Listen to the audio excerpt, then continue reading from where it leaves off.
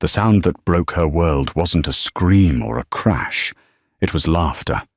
A woman's laughter, light and melodic, echoing from the master bedroom she and Rodney had designed together. Dorothy Brown, 7 months pregnant and carrying a bag of organic groceries, stood frozen in the marble foyer of her own home. The scent of an unfamiliar, expensive perfume, something sharp and floral, not her subtle vanilla, clung to the air. Then she saw them, a pair of impossibly high, blood-red stilettos kicked carelessly onto the Persian rug. They weren't hers. And in that silent, suffocating moment, Dorothy knew her life was a lie. The western Massachusetts air was thick with the late August humidity, promising a thunderstorm that had yet to break. Dorothy felt a similar pressure building inside her chest as she pushed the heavy oak door shut behind her. The click of the lock sounded like a gunshot in the cavernous silence, a silence immediately betrayed by another ripple of that musical laughter from upstairs. Her hands, slick with sweat, tightened on the paper grocery bags.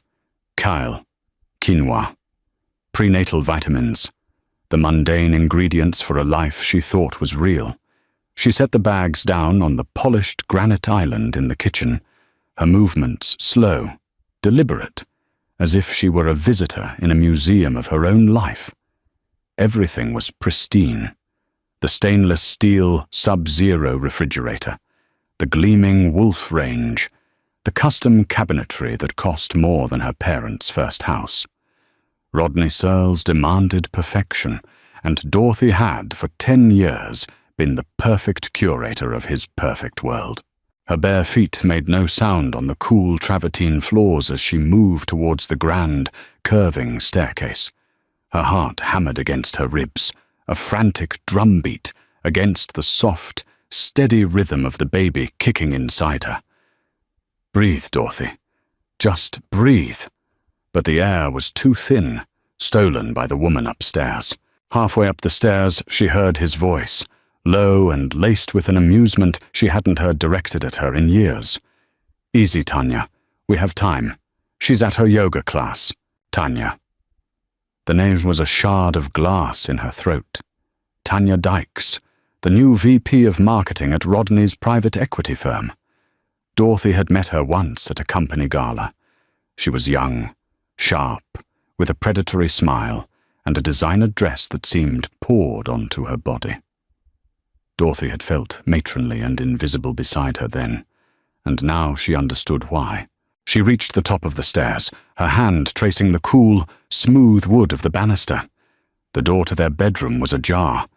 Pushing it open felt like pushing open the door to a tomb, and there they were. Rodney, her husband of a decade, the man whose child she carried, was standing in only his suit trousers, his back to her. Before him, perched on the edge of their bed,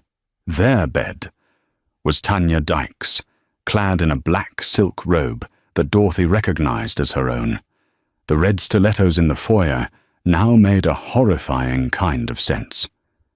Tanya was laughing, tilting her head back as Rodney leaned in to kiss her neck. The world went silent. The blood rushing in Dorothy's ears drowned out every sound except the frantic thumping of her own heart. Rodney, her voice was a rasp, a dry leaf skittering across pavement. It was barely a whisper, but it cut through the moment like a surgeon's scalpel. He froze. His head snapped up, and he turned slowly, his eyes widening in a fleeting expression of panic before settling into a familiar mask of annoyance. It was the same look he gave her when she overcooked his steak, or when a stock he'd invested in dipped by 1/4 of a point. "Dorothy," he said, his voice level, controlled. "What are you doing home so early?" Tanya Dykes slid off the bed, clutching the silk robe tighter around herself. Her face, a mask of expertly applied makeup, showed a flicker of triumph. She wasn't ashamed. She was victorious. "My class was cancelled," Dorothy said, her gaze locked on Rodney. She could feel the baby shifting, a turmoil of limbs mirroring her own inner chaos. Obviously, I should have called first. I seemed to be interrupting. Rodney ran a hand through his perfectly coiffed dark hair. He took a step towards her, away from Tanya, a subconscious act of distancing. Look, Dory, let's not be dramatic. It's not what it looks like. The lie was so blatant, so insulting, it almost made her laugh. Not what it looks like, she repeated, her voice trembling. She gestured with a shaking hand towards Tanya, who was now watching them with a detached curiosity, like a scientist observing rats in a maze. Then what is it, Rodney?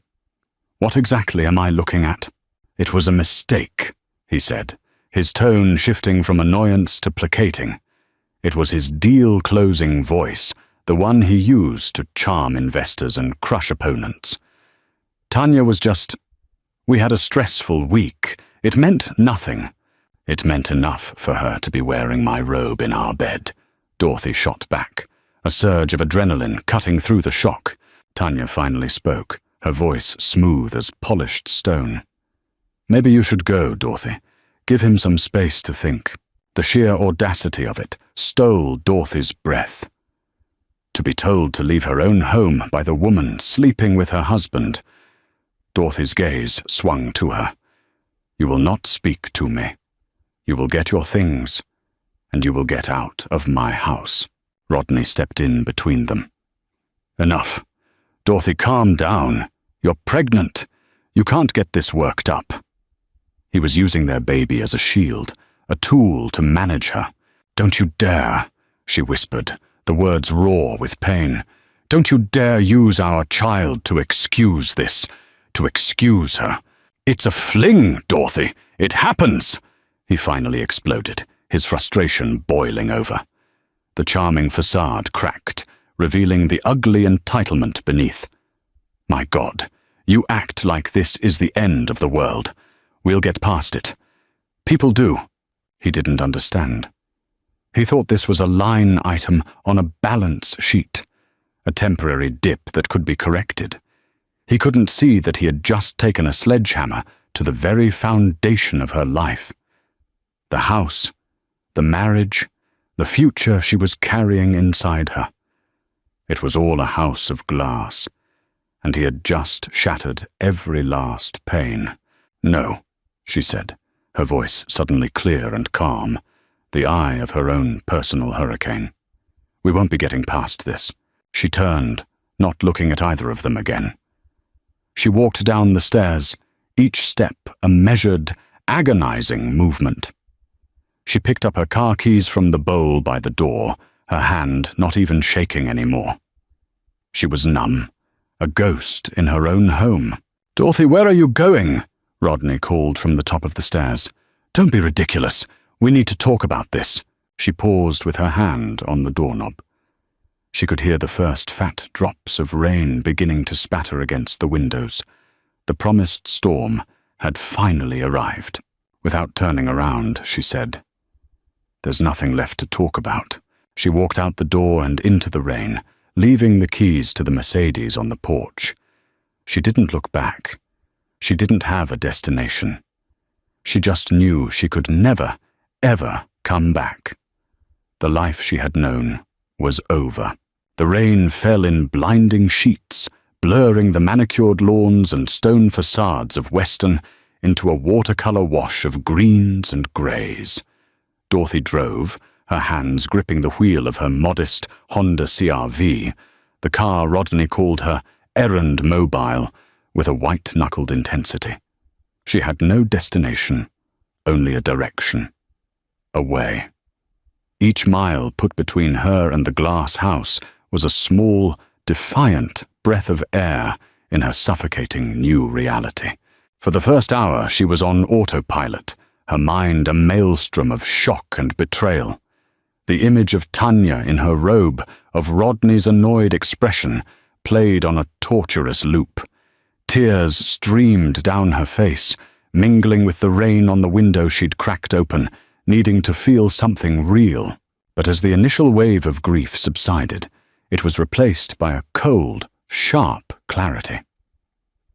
Dorothy had spent 10 years subsumed by Rodney's life.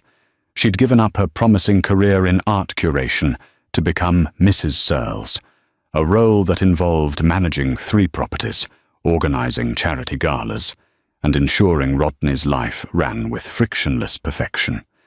She had become an accessory, and like any outdated accessory, she had just been replaced. The power imbalance in their relationship had always been there, a silent undercurrent. It was his name, his money, his world. She had simply been allowed to live in it. Now, cast out, she felt a terrifying, dizzying sense of freedom.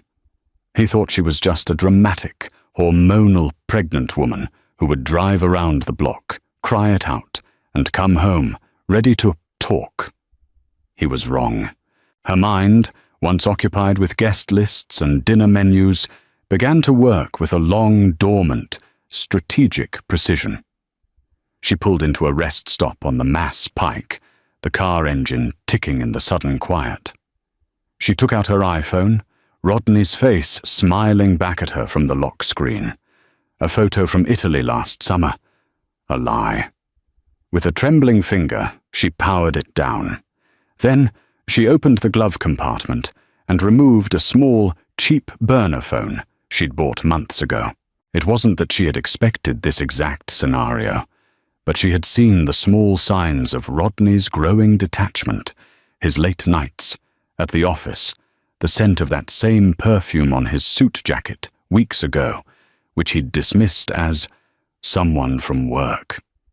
A quiet, nagging instinct had told her to prepare a lifeline, a small act of self-preservation.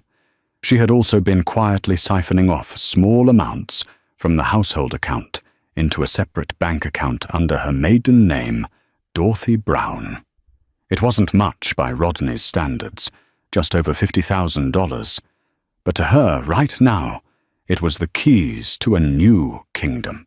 She turned on the burner phone and made her first call. It rang 3 times before a calm, familiar voice answered. "Timothy, it's Dorothy." Timothy Johnson had been her best friend in college. A brilliant, kind-hearted history major who had gone on to become one of Boston's most formidable divorce attorneys. They had lost touch after she married Rodney, a drift that Dorothy now realized Rodney had subtly engineered. "Dory, my God, is everything okay?" he asked, his voice instantly laced with concern. The dam broke. The carefully constructed calm shattered, and she began to sob, the ugly, gasping sounds of a heart breaking. "No, Tim. Nothing is okay. I came home. He was with someone. In our bed." She didn't have to say who. Timothy was silent for a moment, letting her cry. There was no pity in his silence, only a deep, anchoring empathy. "Where are you?" "On the pike. I don't know. I just left." "Okay, Dorothy. Listen to me. Don't go to your parents. Don't go to a friend's house. He'll look there first. Find a non-chain hotel, something small, and pay with cash. Your iPhone is off, right?" "Yes." "Good. He can track it. The CRV has a GPS locator tied to his security service. We need to ditch it. Tomorrow I'm going to wire you money from a client trust account. You'll use that cash to buy a used car, something forgettable. In the meantime, I want you to go to an ATM, 3 different ones, different banks, and pull out as much cash as you can from that account you have. Then lay low. Don't call anyone but me, and only from this phone. Are you with me?" His instructions were a lifeline in the storm. He wasn't just offering sympathy. He was giving her a plan. He was giving her back a sense of agency. "Yes, Tim, I'm with you." "Good girl," he said softly. "You're stronger than you think you are, Dory. He never deserved you." Meanwhile, back in Weston, Rodney Searles was growing impatient. After Tanya had hastily dressed and departed in an Uber, a slight smirk still on her face, Rodney had paced the bedroom. He'd called Dorothy's phone a dozen times, each call going straight to voicemail. He called her mother, who hadn't heard from her. He checked the tracker on her car, which showed her on the highway, heading west. "Damn it," he muttered. This was more than her usual sulk. It was inconvenient. He had a major merger to close next week. He didn't have time for this domestic drama. He poured himself a glass of Macallan 25, the amber liquid doing little to soothe his irritation. He looked around the silent, cavernous house. Dorothy's presence was everywhere, in the fresh flowers on the mantel, the curated art on the walls, the stack of baby-name books on the nightstand. Her absence was a void, and it unnerved him. He believed, with the unshakable arrogance of a man who had never truly faced consequences, that this was a negotiation. She was raising the stakes. She would eventually call, demand apologies, a ridiculously expensive piece of jewelry, a trip to Paris. He would capitulate, she would come home, and things would return to normal. He would just have to be more careful with Tanya in the future. He sent her a text message, confident it would eventually be delivered. "Dory, this is insane. Come home. We need to be adults about this. Think about the baby." He had no idea that the Dorothy he was texting no longer existed. Miles away, in a dingy motel room smelling of stale cigarettes and disinfectant, that Dorothy was methodically erasing herself. She withdrew cash, her face obscured by a hoodie. She used the motel's spotty Wi-Fi on a burner laptop to close all her social media accounts. She was a ghost, a phantom. She lay on the lumpy bed, one hand resting protectively on her swollen belly. The baby kicked, a gentle reminder of the life that was wholly hers, the one thing Rodney couldn't touch, couldn't control, couldn't devalue. He thought he had taken everything from her. But as she lay there in the anonymous dark, Dorothy Brown realized she had nothing left to lose. And that made her, for the first time in a very long time, powerful. 3 months passed. The fiery chaos of that August afternoon settled into the quiet embers of a cold, determined resolve. Rodney's initial annoyance had morphed into a simmering rage. Dorothy had not come home. She had not called. The text messages and voicemails, first placating, then demanding, then threatening, went unanswered.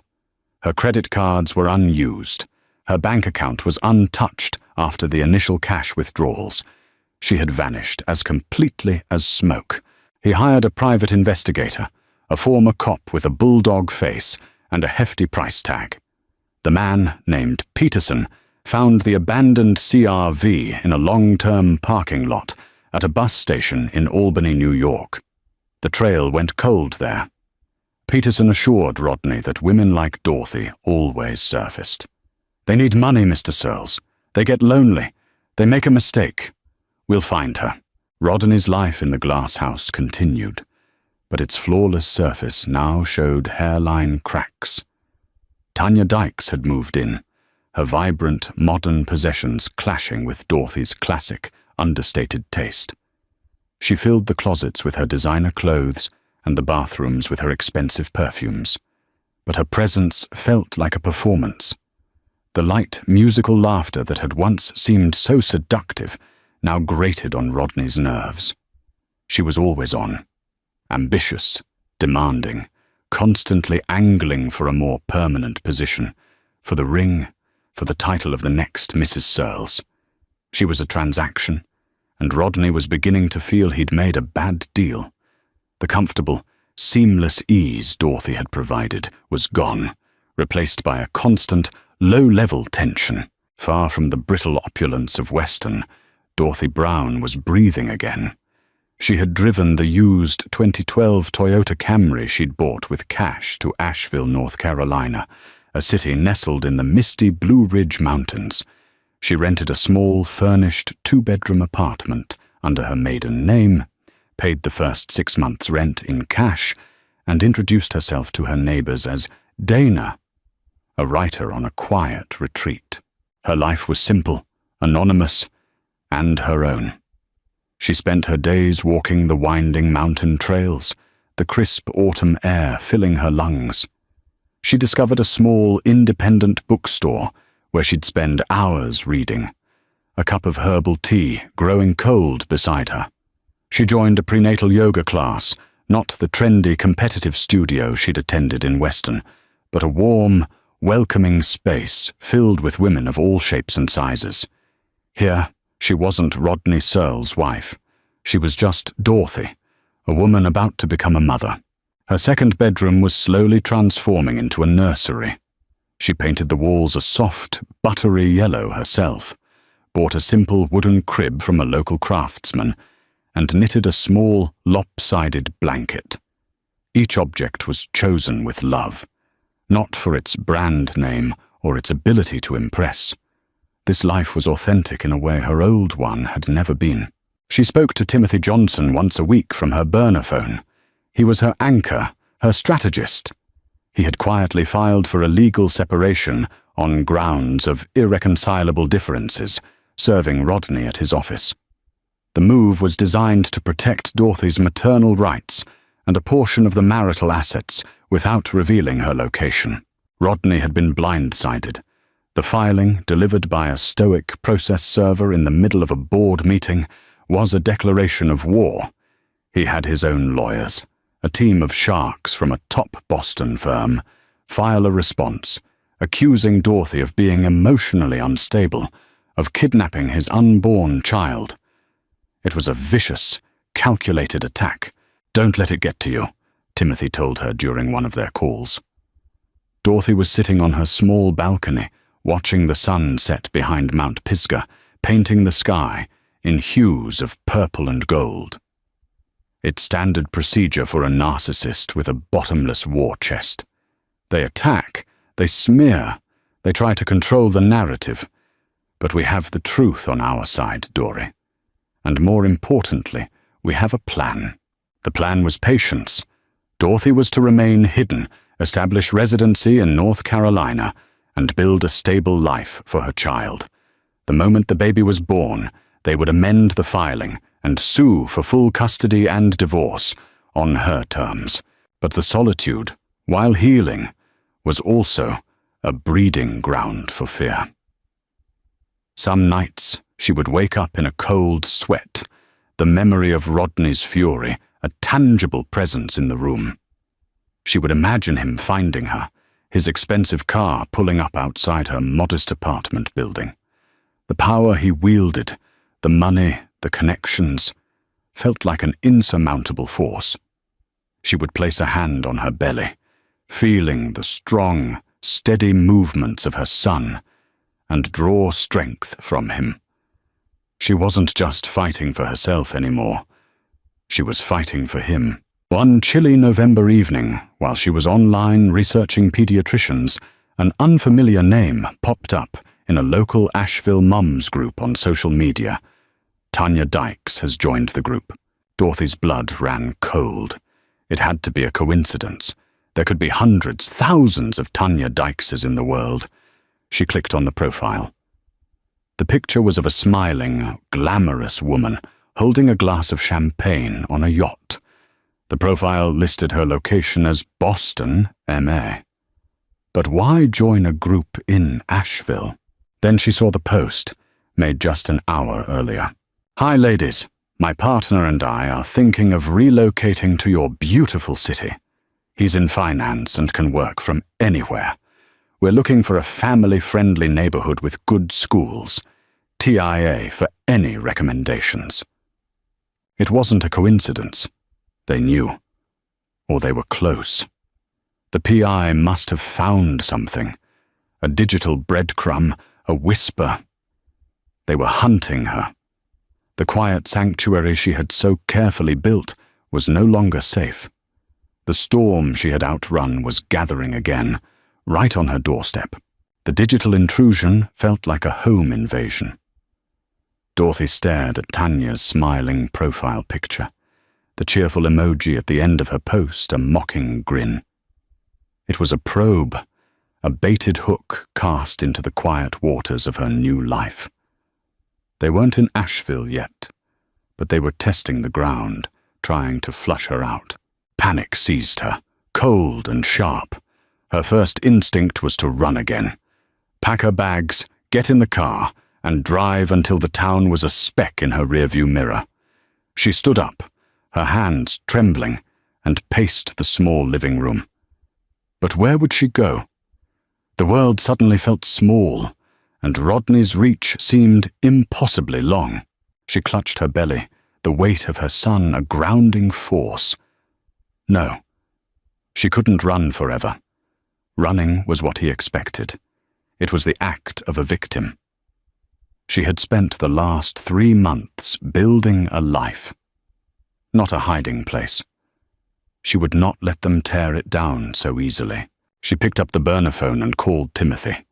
Her voice was tight with fear as she explained what she'd found. "Okay, Dory, stay calm." Timothy's voice was steady, a rock in her sea of anxiety. "This is a tactic. They don't have your address. They probably don't even know for sure that you're in Asheville. Peterson, the PI, probably traced an IP ping or a data point to that geographic area. This is a fishing expedition. They're hoping you'll panic and make a mistake." "What do I do, Tim?" "Nothing," he said firmly. "You do absolutely nothing. You don't engage. You enhance your privacy settings, and you go about your life. But you stay vigilant. Lock your doors. Be aware of your surroundings. They've shown their hand. Now we wait." His confidence was a balm, but a seed of terror had been planted. Every unfamiliar car that drove down her street, every stranger's glance in the grocery store, felt like a threat. The peace she had found in the mountains was gone, replaced by a constant, humming dread. Back in Weston, the decision to probe Asheville had been Rodney's, born of sheer frustration. The PI, Peterson, had hit a dead end after finding the car. But a deep dive into Dorothy's old, deleted browser history had revealed searches from over a year ago for best small cities for artists and mountain town retreats. Asheville had been on the list. It was a long shot, but it was the only lead they had. "So you want me to just have your girlfriend join a mummy group?" Peterson had asked, his tone skeptical. "Mr. Surlees, that's not exactly standard procedure." "Just do it," Rodney had snapped. "Dorothy is predictable. She'll be looking for a community. She'll be nesting. If she's there, she'll see it. It might spook her into making a move." Tanya had been thrilled with the assignment. It made her feel like a partner in Rodney's quest, not just a live-in girlfriend. "Don't worry, Rod," she'd said, curling up next to him on the sofa that Dorothy had chosen. "We'll find her. And then you can finally put this all behind you, and we can move on with our life." But their life was unraveling. The novelty had worn off. Tanya's ambition, which had once seemed exciting, was now exhausting. She constantly talked about the future, marriage, a ring, their own children. She was trying to fit into Dorothy's life, but the fit was all wrong. One evening, during a tense dinner, Rodney, distracted by a business call, had unthinkingly said, "Could you pass the salt, Dory?"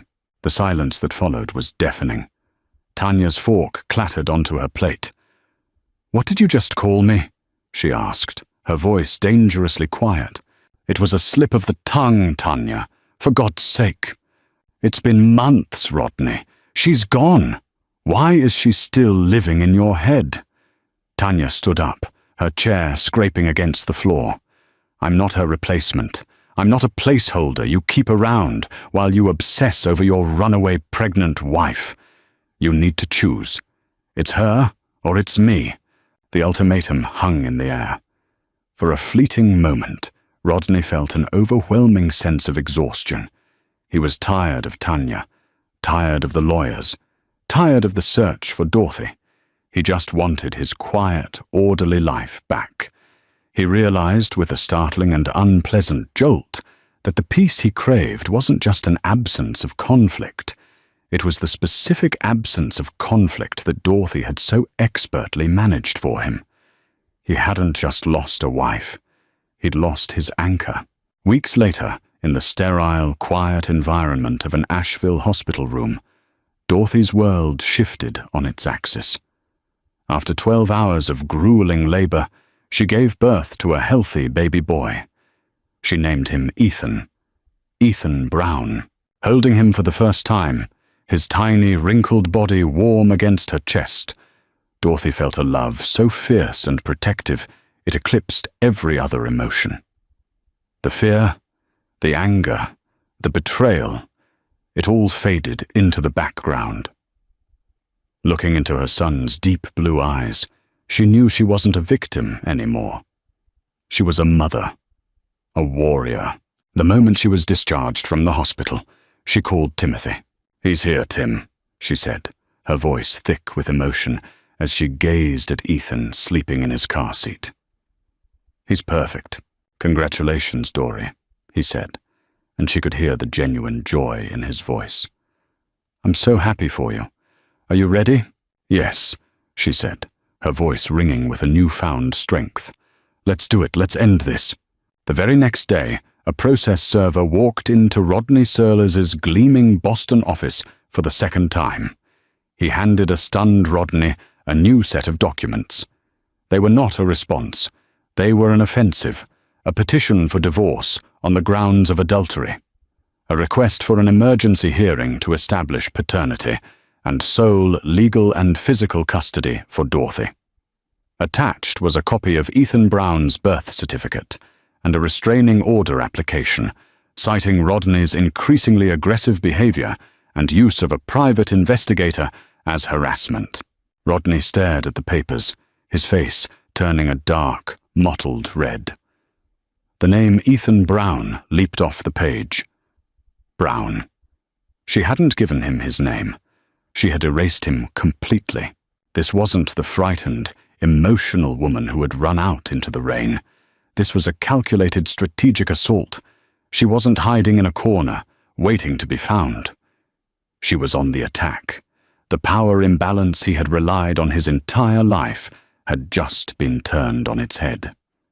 And for the first time, Rodney Searles felt a sliver of genuine fear. The legal documents landed on Rodney's antique mahogany desk like a declaration of war. His initial shock quickly hardened into a cold, seething fury. Sole custody, restraining order, harassment. The audacity was breathtaking. He had spent a fortune on the best legal team in Boston, and they had been outmaneuvered by Timothy Johnson, a man he vaguely remembered from Dorothy's college photos as a soft, intellectual type. "This is an ambush," he snarled into the phone at his lead attorney, a slick corporate lawyer named Marcus Thorne. "How did they get the jump on us like this? I'm paying you $700 an hour to be proactive." "They were patient, Rodney," Marcus said, his voice a calm counterpoint to Rodney's rage. "They waited until the child was born in North Carolina, establishing jurisdiction there. It's a smart move. It forces you to fight on their turf. And this adultery claim, do you have any exposure there?"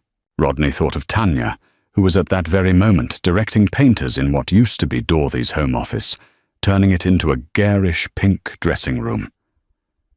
"It's a he said, she said situation," he lied, the words tasting like ash. "I hope so," Marcus said dryly, "because if they have proof, this custody battle gets exponentially harder for you. The judge won't look kindly on it." The battle lines were drawn. Rodney's legal strategy was to paint Dorothy as an unstable, vindictive woman who had fled her marriage in a fit of hormonal rage and maliciously kept a father from his child. They filed motions demanding a psychological evaluation for Dorothy and immediate DNA testing to establish paternity, framing it as a necessary step due to her erratic behavior. In Asheville, Dorothy read the filings with a knot of ice in her stomach. The words were a vile caricature of the truth, twisting her desperate act of self-preservation into a portrait of mental illness. "This is what they do," Timothy reassured her over the phone. He had flown down to meet with her and her new local counsel, a sharp, empathetic family lawyer named Sarah. They throw mud, hoping some of it will stick, but we have something they don't. The truth. And we have proof. The proof was a simple, devastating thing. The day Dorothy had left, after Rodney had gone downstairs to see Tanya out, Dorothy had instinctively gone back upstairs. In a daze, she had seen Rodney's laptop open on his desk. On the screen was his calendar.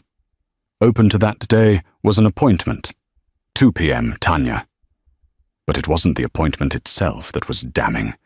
It was the fact that it was a recurring weekly appointment, stretching back 6 months.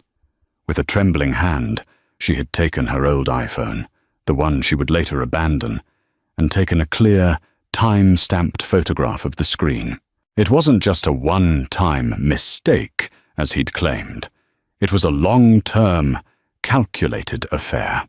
"We hold on to this for now," Timothy advised. "We don't play our best card at the beginning of the game. Let him build his fortress of lies. We'll knock it down when it matters most."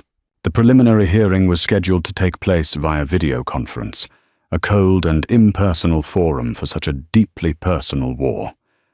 Dorothy sat at the polished table in Sarah's office, Ethan sleeping peacefully in a carrier at her feet.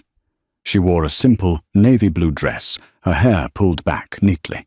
She looked composed, a stark contrast to the unhinged woman described in Rodney's legal filings. On the large screen, she saw him for the first time in nearly a year. He looked thinner, his face etched with lines of stress and anger. He sat in a high-tech conference room, flanked by Marcus Thorne and 2 junior associates. He refused to look at her, his gaze fixed stonily on the judge's image at the top of the screen. The hearing was a brutal, clinical dissection of her life. Rodney's lawyer painted her as a flighty, emotional housewife who had abandoned a loving, supportive husband.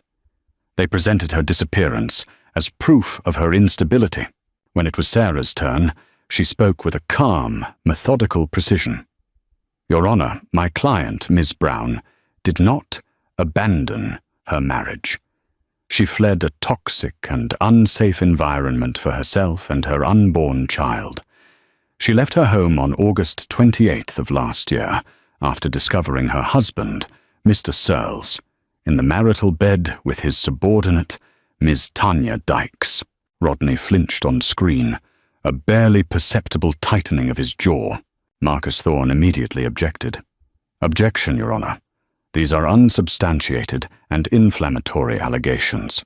"On the contrary, Your Honor," Sarah continued smoothly, "we have evidence that Mr. Searles was engaged in a long-term affair with Ms. Dykes, evidence we are prepared to present at trial.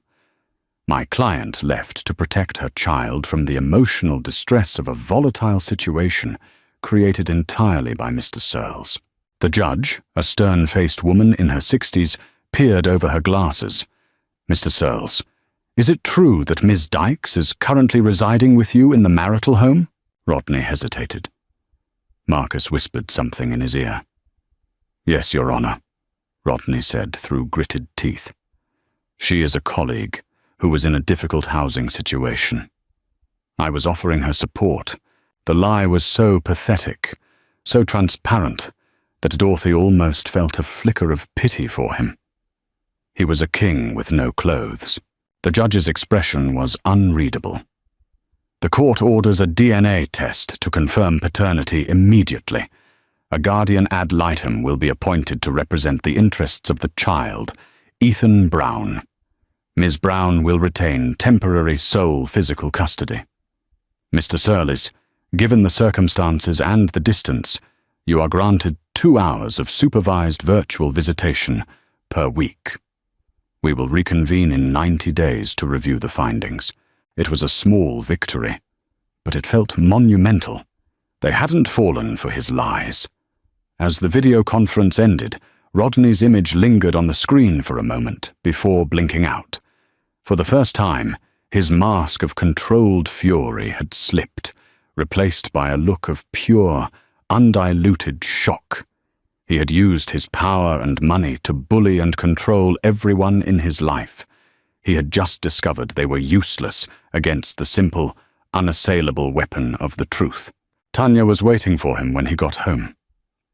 "Well, what happened?" "She has temporary custody," he spat, throwing his briefcase onto a chair. "I have to see my son. My son, on a damn webcam with a court-appointed babysitter." "They can't do that," Tanya said, her voice rising.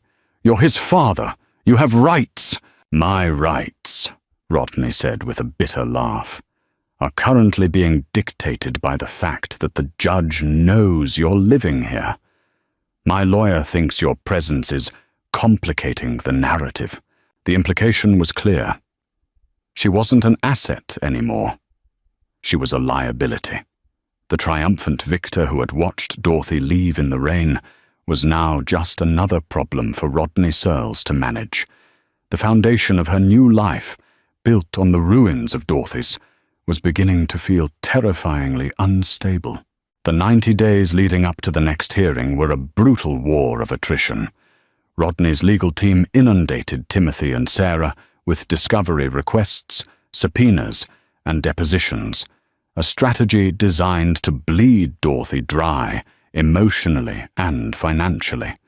They subpoenaed her college transcripts, her old employment records, even the prenatal yoga instructor in Asheville, looking for any scrap of information they could twist into a sign of instability. But Timothy had prepared her for this. Dorothy's life was an open book, and it was a book filled with quiet competence and stability. She had a master's degree in art history. Her old boss at the museum provided a glowing reference. Her neighbors in Asheville described her as a kind, devoted mother. The mud Rodney slung refused to stick. Meanwhile, the court-appointed guardian ad litem, a thoughtful and experienced social worker named Mrs. Gable, conducted her investigation. She interviewed Dorothy at length in her small, sunny apartment, observing her gentle, attentive interactions with Ethan. The home was modest but clean, safe, and filled with love. Her video conference with Rodney was a different story. He tried to charm her, presenting himself as a heartbroken father, desperate to be a part of his son's life. But Mrs. Gable was trained to see past such performances. She noted his repeated attempts to steer the conversation toward Dorothy's faults, his dismissive language when talking about the affair, a momentary lapse in judgment, and his visible frustration when discussing the supervised virtual visits. Those visits were an agony for everyone involved. Ethan, just a few months old, would often cry or sleep through them, while Rodney sat stiffly in his office, trying to engage with a baby on a screen. "Look, Ethan, it's Daddy," he'd say, his voice hollow. Dorothy had to remain present but out of frame, her heart aching for her son, who deserved better than this sterile, court-ordered parody of a father-son relationship. Back in Weston, Rodney's world was shrinking. The legal bills were astronomical, even for him. But more damaging was the slow leak of information about his messy divorce into his professional circle. Whispers followed him at the country club and in the boardroom. A man who couldn't control his own house, his own wife, was perhaps not as infallible as he seemed. A major investor pulled out of a new fund he was launching, citing concerns about instability in senior leadership. Tanya, feeling the walls close in, grew more desperate. "You have to do something, Rod," she'd insist. "You have to fight harder. Why are you letting her win?" He saw her then for what she was. Not a partner, but an echo of his own worst impulses. Greedy, entitled, and transactional. She wasn't a comfort. She was a constant, nagging reminder of the single stupidest mistake of his life. The breaking point came a week before the final hearing. Timothy called Dorothy. "It's time," he said. "We need a keystone, something to make their entire case crumble." Dorothy knew what he meant. For years, as the manager of the Searles household, she had been responsible for organizing all their financial documents for their accountant. She was meticulous, keeping digital and physical copies of everything. One year, She had noticed a strange recurring wire transfer of $100,000 every quarter to a shell corporation in the Cayman Islands called Searles Strategic Holdings. When she'd asked Rodney about it, he'd been uncharacteristically vague and angry. "It's complex investment stuff, Dory. You wouldn't understand. Don't worry about it." Sensing his agitation, she hadn't pushed. But she had made a copy of the statements, filing them away with a vague sense of unease. She had given that file to Timothy months ago. His forensic accountants had been quietly digging ever since. Rodney has been systematically hiding marital assets in that offshore account for the last 5 years, Timothy explained. It's a classic case of financial fraud against a spouse. But it's worse than that. The source of the funds is questionable. It seems to be linked to an insider trading investigation the SEC has been sniffing around for the past year. If this information were to be shared with, say, the U.S. Attorney's Office, he let the implication hang in the air. This was the keystone. This wasn't just about adultery or custody anymore. This was about Rodney's freedom. Timothy Johnson requested a settlement conference with Rodney and his lawyer. They met in a neutral conference room in Charlotte. Dorothy was not present. Timothy would be her sword and shield. Timothy laid it out. Not with malice, but with cold, hard facts. He presented the photograph of the calendar, proving the long-term nature of the affair. He presented the glowing report from the Guardian ad litem. And then he slid a single piece of paper across the table. It was a bank statement from Searles Strategic Holdings. Rodney's face went pale. Marcus Thorne looked at the statement, then at his client, his eyes narrowing. "Here is our settlement offer," Timothy said calmly. "Dorothy gets sole legal and physical custody of Ethan. Rodney gets supervised visitation in Asheville 4 times a year at his own expense. He will pay a substantial, fixed amount in child support until Ethan is 21. In addition, Dorothy will receive 50% of all declared marital assets. In exchange for her signature on this agreement, that file," he tapped the bank statement, "remains a private matter between us." It was checkmate. Marcus Thorne looked at Rodney, whose arrogant facade had completely crumbled. He was a cornered animal. "Take the deal, Rodney," the lawyer advised in a low voice. Rodney left the conference room a broken man. He drove back to Weston in a daze. When he walked through the front door, Tanya was there, a glass of wine in her hand. "How did it go?" she asked, a hopeful lilt in her voice. "It's over," he said, his voice flat. "She won. She won everything." He slumped onto a sofa, the fight gone out of him. He looked at Tanya, at the pink dressing room down the hall, at the life he had chosen. It was all a cheap imitation, a hollow prize. Tanya stared at him, at his defeat. She had hitched her wagon to a star, and the star was falling from the sky. There would be no ring, no Mrs. Searles title, no access to the limitless funds she had dreamed of. He was damaged goods. Without a word, she turned and walked upstairs. An hour later, she came down with 2 suitcases. She didn't look at him as she walked to the door. "Where will you go?" he asked, the question devoid of emotion. "Don't worry about me," she said, her voice hard. "I always land on my feet." She walked out the door, leaving him alone in the vast, silent glass house, a king in a kingdom of one. The laughter was finally gone. The divorce was finalized on a crisp, clear day in early spring. The paperwork, signed and sealed, felt less like an ending and more like a quiet, formal beginning. Dorothy sat in Sarah's office, the pen feeling light in her hand. There was no triumph, no desire for revenge, only a profound sense of peace. She had not destroyed Rodney. His own choices had done that. She had simply refused to be a casualty of his wreckage. The settlement was more than generous.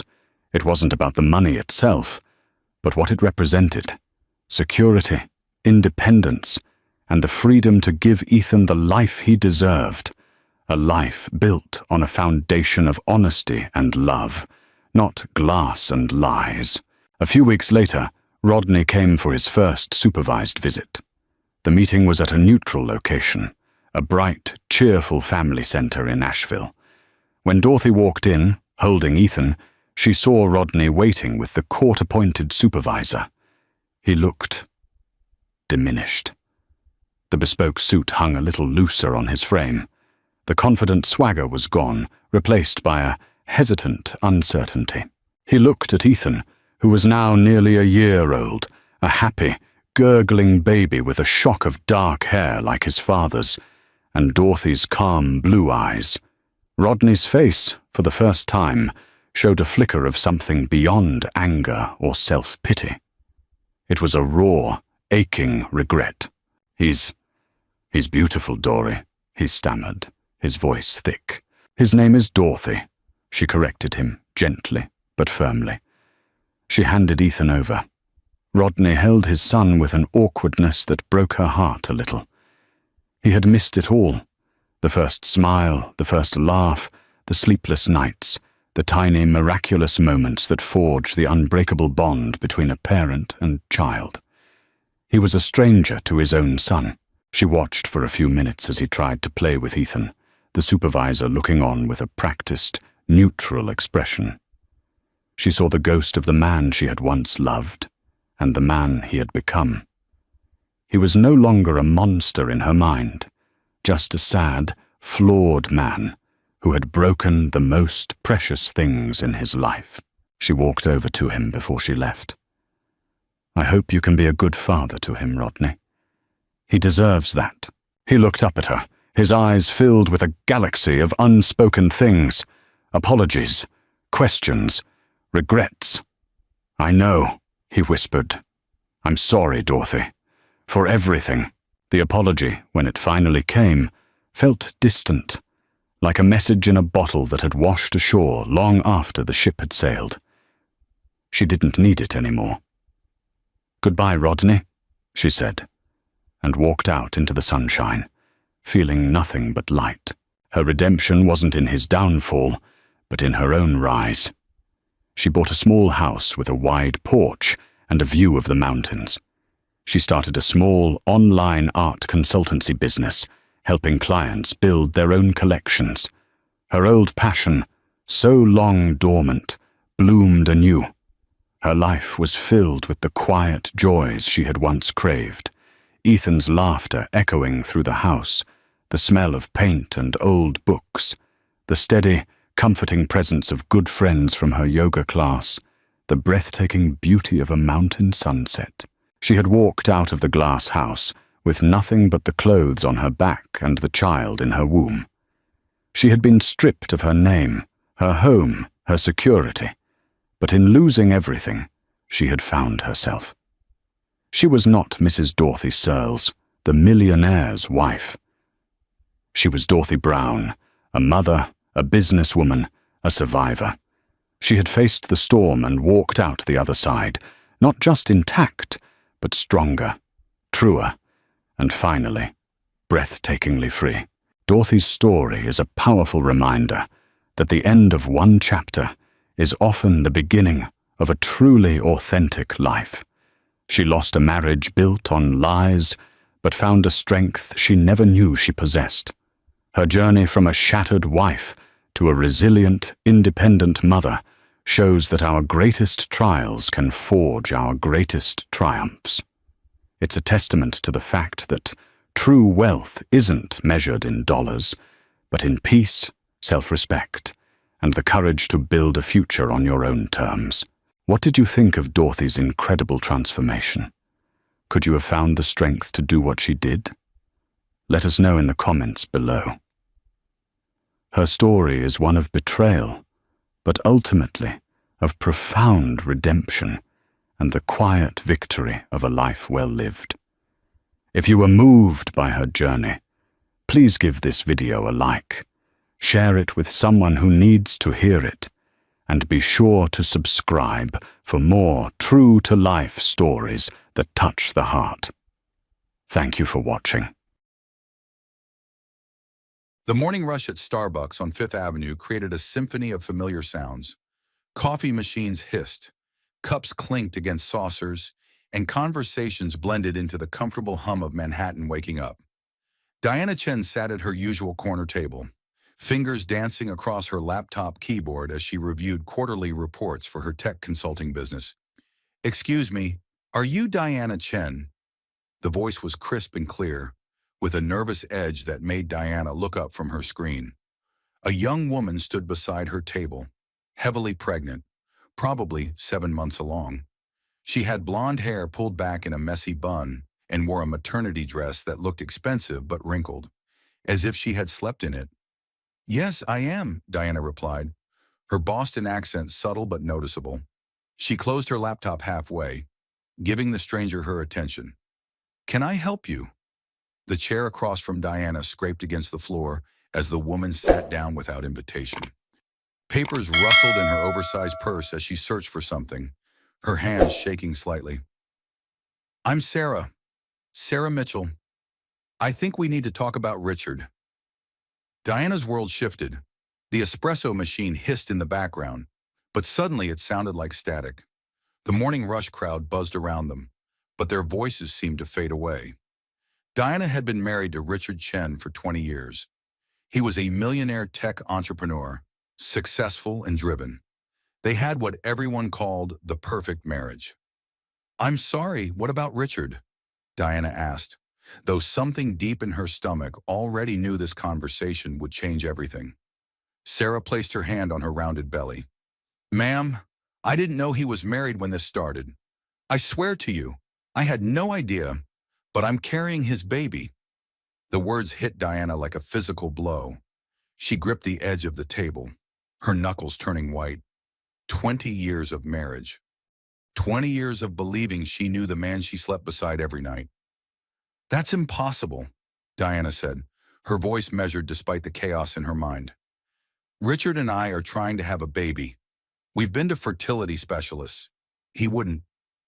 Sarah's face crumpled. "He told me you couldn't have children. He said you'd given up trying years ago. He said your marriage was basically over, that you were just living like roommates." Diana felt nauseous.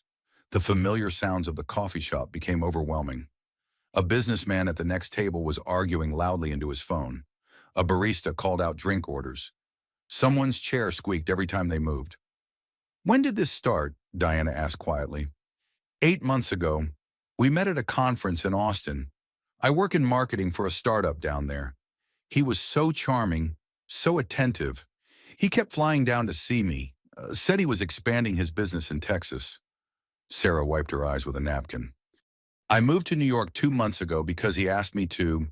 He got me an apartment in Soho, said we'd be together soon." Diana's mind raced through the past 8 months.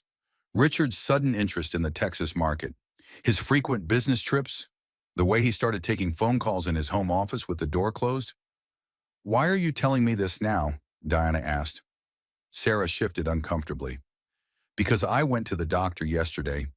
The baby's due in 2 months, and Richard keeps making excuses about why he can't come to appointments. Yesterday I asked him directly when he was going to tell his wife about us, and he said—" She paused, fresh tears starting. "He said he never planned to leave you, that I was just temporary." The coffee shop sounds swirled around Diana like she was underwater. She thought about her husband, Richard Chen, 55 years old, brilliant and successful. The man who brought her flowers every Friday for 20 years. The man who held her while she cried after every failed pregnancy test. "I have ultrasound pictures," Sarah said softly, pulling a folder from her purse. "And text messages. I'm not lying to you." Diana looked at the black and white images Sarah placed on the table. There was definitely a baby in those pictures. A baby that looked remarkably like Richard had as an infant, based on the photos his mother had shown Diana years ago. "What do you want from me?" Diana asked. "I want him to take responsibility," Sarah replied, her Texas accent becoming more pronounced as her emotions heightened. "I want him to support this child. I want him to stop lying to both of us." Diana stared at the ultrasound photos, In one image, she could see tiny fingers. In another, a profile that did look remarkably familiar. "Mrs. Chen," Sarah continued, "I know this is horrible for you. I know you must hate me, but I'm 28 years old. I'm alone in a city where I don't know anyone, and the father of my baby is pretending I don't exist." Diana looked up from the pictures. This young woman had nervous energy, the kind that came from desperation and fear. She was beautiful in that fresh-faced way that only women in their 20s possessed. Her skin was clear, her eyes bright despite the tears. Diana thought about herself at 28, full of dreams and trust in the world. "Does anyone else know about this?" Diana asked. "My mama back in Dallas, and my doctor here. That's it. Richard made me promise not to tell anyone until after the baby was born. He said it would complicate things." Diana's phone buzzed with a text message. It was from Richard. "Working late tonight. Don't wait up. Love you." She showed the message to Sarah, who let out a bitter laugh. "He's supposed to take me to dinner tonight. We've had the reservation for weeks." Diana's world tilted as the words sank in. 20 years. 20 years of believing she knew the man she married. 20 years of thinking they were partners, best friends, soulmates. 20 years of building a life with someone who was apparently living a completely different life behind her back. She gathered the ultrasound pictures and handed them back to Sarah. "I need to go home and talk to my husband." "Mrs. Chen," Sarah called as Diana stood to leave. "I'm sorry. I really am." Diana turned back. Looking at this pregnant young woman, she felt an unexpected surge of sympathy. Sarah wasn't the enemy here. Sarah was just another woman who had been lied to by the same man. "What's your phone number?" Diana asked. "In case I need to reach you." Sarah quickly wrote her number on a napkin and handed it over. Diana folded it carefully and put it in her purse. As Diana walked out of the Starbucks and into the busy Manhattan morning, she realized that everything she thought she knew about her life had just changed forever. 3 hours later, Diana sat in her Tesla in the driveway of their Westchester home. The house looked the same as it had that morning when she left for her coffee meeting with a potential client. Colonial style, perfectly landscaped, with a 3-car garage and professionally maintained garden. It was the kind of house that appeared in magazines about successful couples living the American dream. But now she saw it differently. Now she wondered how many lies had been told within these walls. Richard's BMW was parked in its usual spot. He was home early, which was unusual for a Tuesday. Diana gripped the steering wheel and tried to organize her thoughts. She was a logical person, a problem solver by nature. Her tech consulting business succeeded because she could analyze complex situations and find clear solutions. But this felt unsolvable. She walked through the front door and heard Richard on the phone in his office. His voice was cheerful, professional. He was talking to someone about quarterly projections and market expansion in the Southwest. Diana hung her purse on the hook by the door and listened. "The Austin market has incredible potential," Richard was saying. "I've been spending a lot of time down there, really getting to know the landscape." Diana's stomach clenched. She walked into the kitchen and started making coffee. Though she'd already had plenty at Starbucks, she needed something to do with her hands. "Diana, is that you?" Richard called from his office. "Yes," she replied, her voice sounding normal despite everything. "I'm home." Richard appeared in the kitchen doorway, smiling. He was still handsome at 55, with distinguished gray at his temples and the kind of confidence that came from decades of success. He wore an expensive suit that fit perfectly, and his shoes were Italian leather. "How was your meeting?" he asked, kissing her cheek.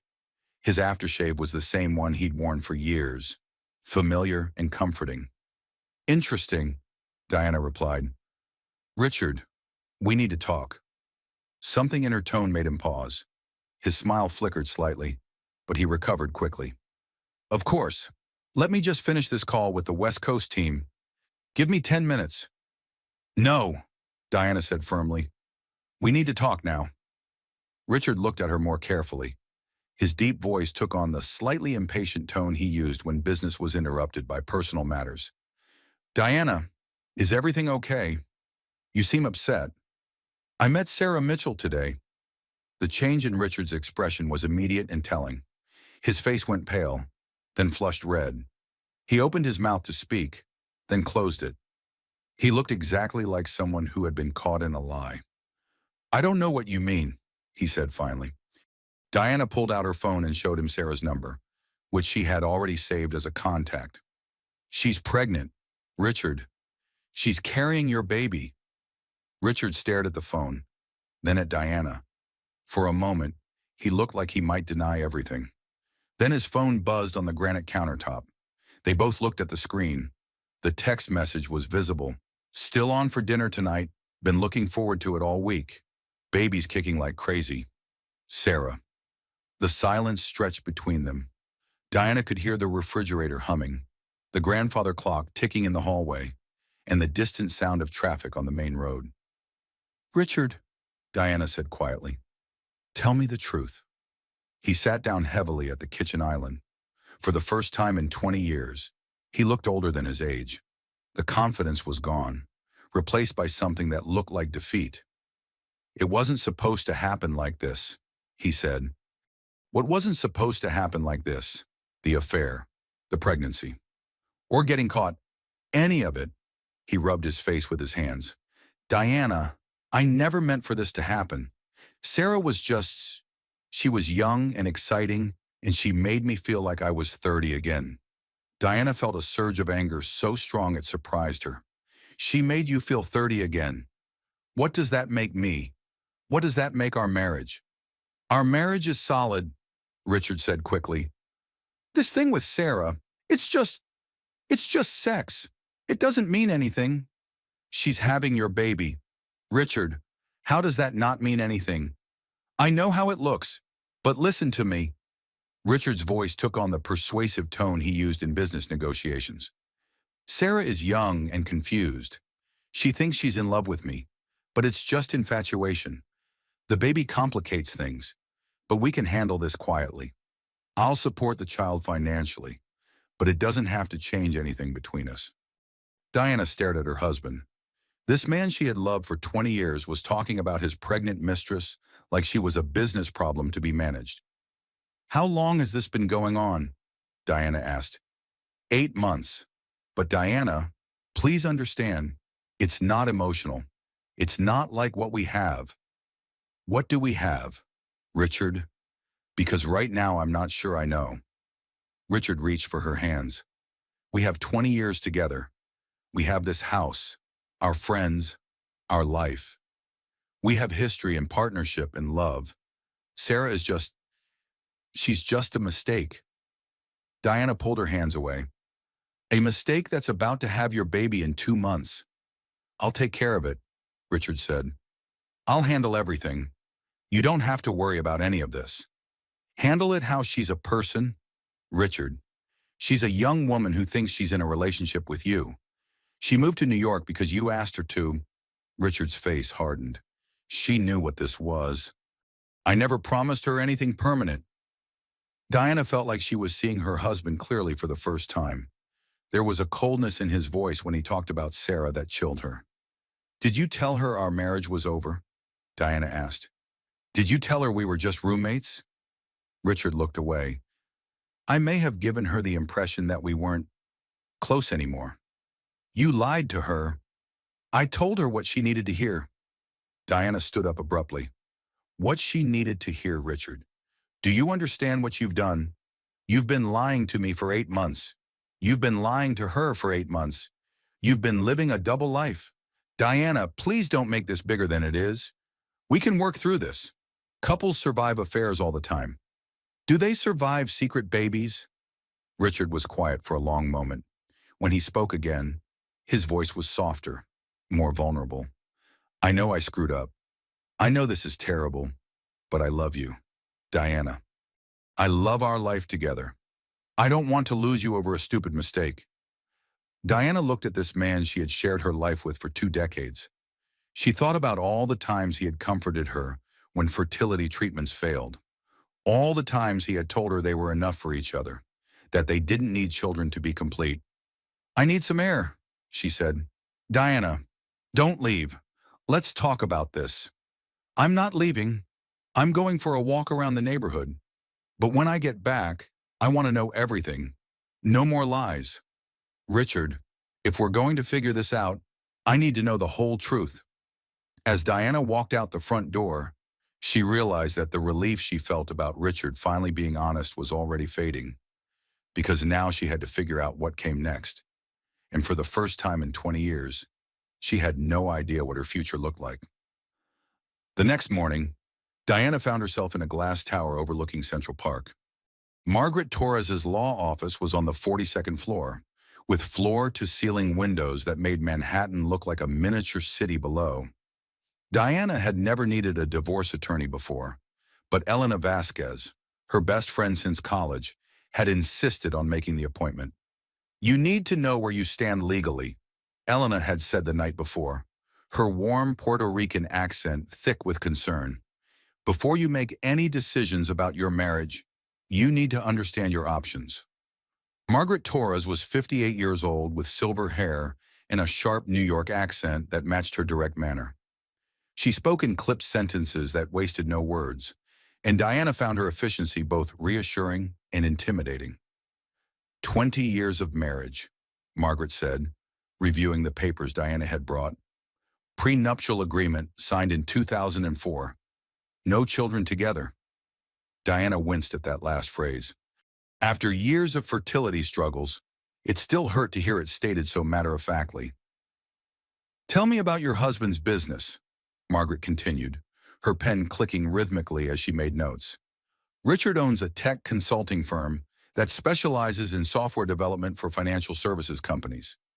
He started it 15 years ago, and it's grown significantly. We have offices in New York, Boston, and he's been expanding into Texas." Margaret's eyebrows raised. Texas expansion.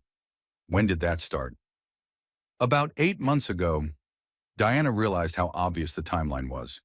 Everything kept coming back to 8 months ago. "And your business?" "I have my own tech consulting practice, smaller scale, mostly serving mid-sized companies with their digital transformation needs. I've been running it for 10 years. Margaret shuffled through papers, her movements precise and practiced. "According to this prenup, you're entitled to $2 million in the event of divorce, plus this house if it's your primary residence. But that was based on his net worth in 2004. What's he worth now? Based on the financial documents you've provided, I'd estimate Richard's current net worth at approximately $50 million. Diana felt like the air had been knocked out of her lungs. 50 million? That can't be right. His company went through a major expansion in the last 5 years. The Texas market alone has been incredibly lucrative for him. This isn't his first affair. Honey." The room suddenly felt very cold. "What do you mean?" Margaret pulled out a manila folder. "I had my investigator do some preliminary research last night after you called. Richard Chen has a pattern. There were settlements in 2008 and 2015, confidential settlements with 2 different women." Diana gripped the arms of her chair. "He paid other women $50,000 in 2008, $200,000 in 2015. Both involved non-disclosure agreements." The sounds of the city 42 floors below seemed to fade away. Diana thought about all the business trips, the late nights, the phone calls he took in the other room. She had trusted him completely, never questioned his explanations. "The prenup limits you to $2 million, Margaret continued, "but that's only if the divorce is uncontested and there's no fault involved. Adultery, especially with financial deception, changes everything." "How does it change things?" "New York is a no-fault divorce state, but infidelity can still impact financial settlements, especially when there's been financial deception or hidden assets. If we can prove he's been hiding money or using marital assets to support his affairs, we can challenge the prenup." Diana stared out the window at Central Park. Tiny people walked along paths that looked like thin lines from this height. She wondered how many of them were dealing with life-changing revelations about the people they loved. "There's something else," Margaret said gently. "The young woman he's involved with now, Sarah Mitchell. She could be a key witness if she's willing to testify about his promises and financial support. I don't want to hurt her more than she's already been hurt, Diana said. That's admirable, but you need to think about protecting yourself. If Richard has $50 million and you're only entitled to $2 million after 20 years of marriage, that's not equitable. Diana thought about her conversation with Richard the night before. After she returned from her walk, he had been more forthcoming about the details of his affair with Sarah. He had admitted to paying for her apartment, her medical expenses, and her living costs. He had promised her things about their future together that he now claimed he never meant. "What if I don't want a divorce?" Diana asked. Margaret studied her carefully. "That's your choice, of course, but I need to ask you something, and I want you to really think about your answer. Do you believe this affair with Sarah is truly over? Do you believe there won't be others?" Diana was quiet for a long moment. She thought about Richard's coldness when discussing Sarah, the way he called her a mistake and talked about handling the situation. She thought about the pattern Margaret had just revealed, the other women, the other settlements. "I don't know," Diana said finally. "I thought I knew him completely, but now I realize I don't know him at all. Here's what I recommend," Margaret said. "Don't make any big decisions right now, but protect yourself. I'm going to have my investigator do a complete financial analysis. We need to know exactly what assets exist and how they've been acquired. We also need to document his relationship with Sarah, including any financial support he's provided." "What about Sarah? What's her legal position?" "She can file for child support once the baby is born. If Richard tries to deny paternity, we can force a DNA test. But her real leverage is what she knows about his financial situation and the promises he made to her." Diana gathered her purse and stood to leave. The city spread out below her. Millions of people living their lives, dealing with their own complications and betrayals. "Mrs. Chen," Margaret said as Diana reached the door, 20 years is a long time to be married. You don't have to decide anything today or tomorrow, but you deserve to know the truth about your financial situation and your options." As Diana rode the elevator down 42 floors, she realized that her marriage wasn't just broken. It had been built on lies that went back years, maybe decades, and now she had to decide whether to try to rebuild it or start over completely. The elevator doors opened onto the busy lobby, and Diana walked back into her changed world. That evening, Diana's phone rang as she stirred pasta sauce that would go uneaten. Richard had left for his office an hour earlier, claiming he needed to handle some crisis with a client. Diana suspected he was actually canceling dinner plans with Sarah, trying to limit the damage from their confrontation. The caller ID showed a number she didn't recognize. Diana almost ignored it, but something made her answer. "Mrs. Chen, this is Dr. Patricia Williams. I'm an obstetrician at Mount Sinai Hospital." Diana's stomach clenched. "Yes, this is difficult to say, but Sarah Mitchell listed you as an emergency contact. She collapsed at work this afternoon and was brought to our emergency room." Diana set down the wooden spoon and gripped the phone tighter. "Is she okay? Is the baby okay?" "She's stable now, but she's developed a serious infection. We're treating her with antibiotics, but her condition is concerning. She's asking for you specifically." "For me, not for Richard. She says she can't reach the baby's father, and you're the only other person she knows in New York. Mrs. Chen, I know this situation must be complicated, but she's alone and frightened." Diana looked around her kitchen, at the pasta sauce cooling on the stove, at the dinner table set for two. Her life had become unrecognizable in less than 24 hours. "What kind of infection?" Diana asked. "It appears to have started from some minor scratches on her arms. Normally these wouldn't be serious, but pregnancy can compromise the immune system. The infection has progressed to sepsis, which puts both mother and baby at risk." Diana's mind flashed back to the coffee shop. She remembered Sarah reaching into her purse, how nervous and shaky she had been. Had Diana somehow caused those scratches during their conversation? She couldn't remember any physical contact, but the whole encounter had been so emotionally charged. "I'll be right there," Diana said.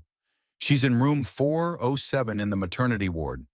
Diana grabbed her purse and keys, then hesitated. Should she call Richard?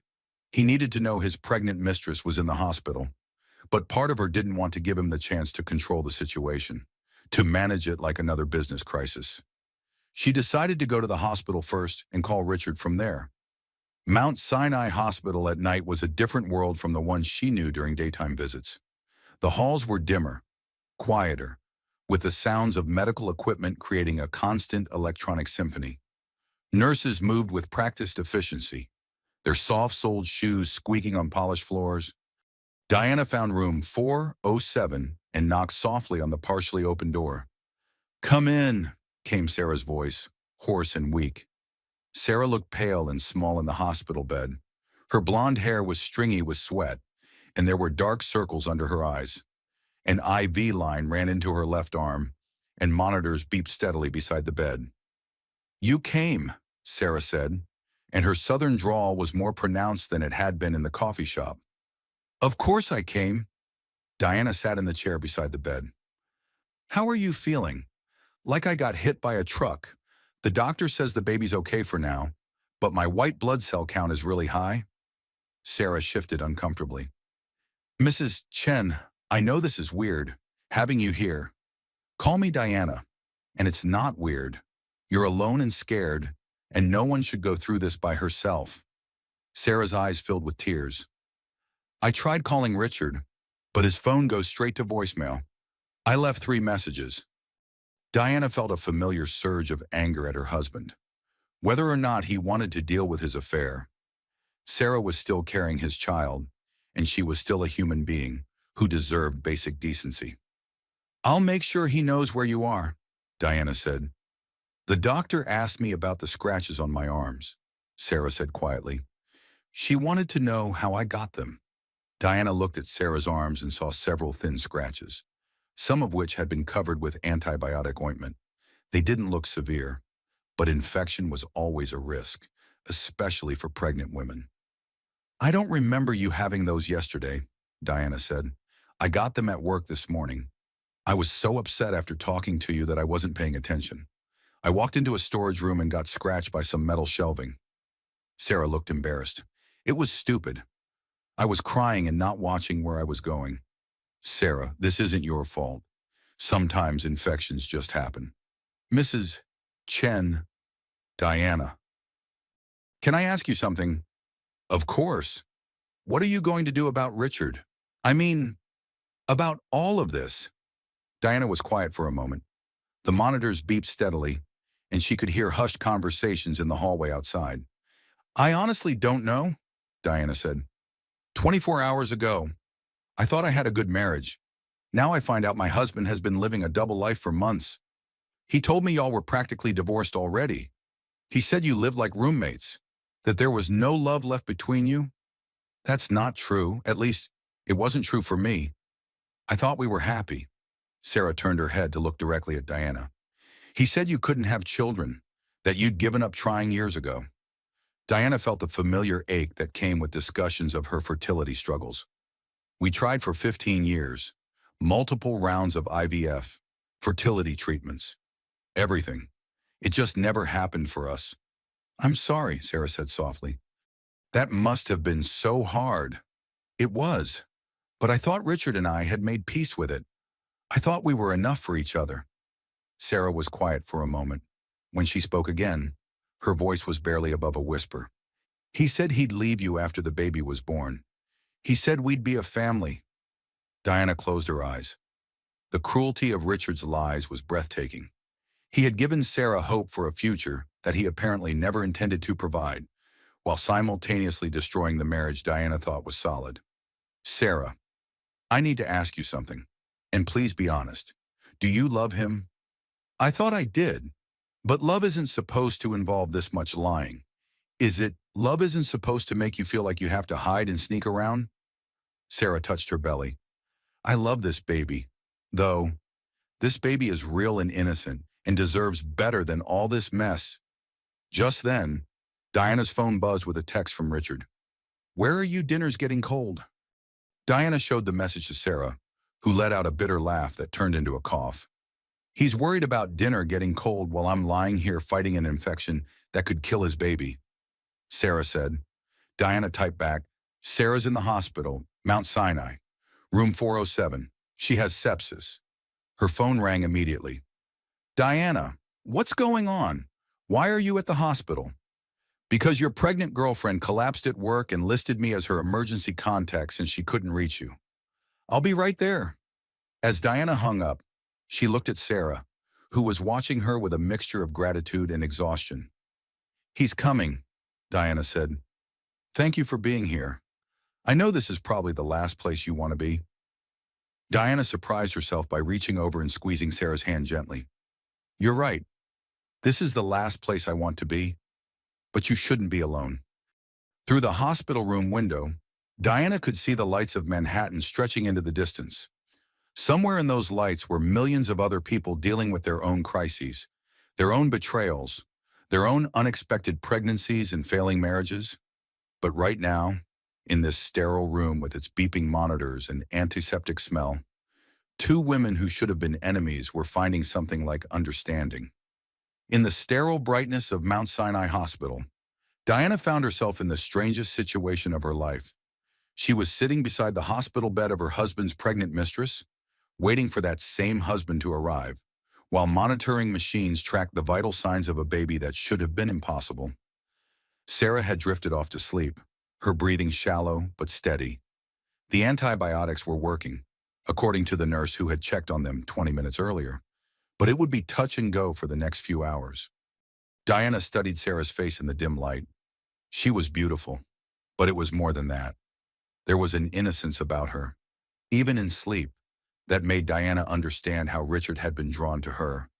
She looked like someone who still believed in happy endings. The sound of familiar footsteps in the hallway made Diana look up. Richard appeared in the doorway, still wearing his expensive suit but looking disheveled. His tie was loose, and his usually perfect hair was messed up, as if he'd been running his hands through it. "How is she?" he asked quietly. "Stable. The infection is responding to antibiotics, but the doctor says the next few hours are critical." Richard approached the bed, and Diana watched his face as he looked at Sarah. There was concern there, but also something else.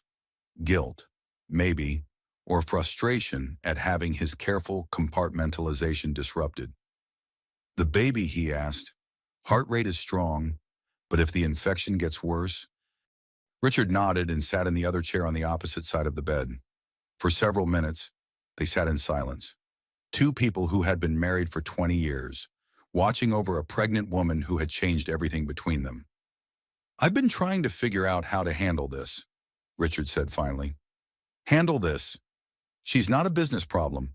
Richard, she's a person. I know that. But Diana, we need to think practically about what comes next." Sarah stirred and opened her eyes. When she saw Richard, her face lit up with relief and something that looked like love. "You came," she said, her voice hoarse but stronger than before. "Of course I came. How are you feeling?" "Better. The antibiotics are helping." Sarah looked between Richard and Diana. "I can't believe you're both here." "Where else would we be?"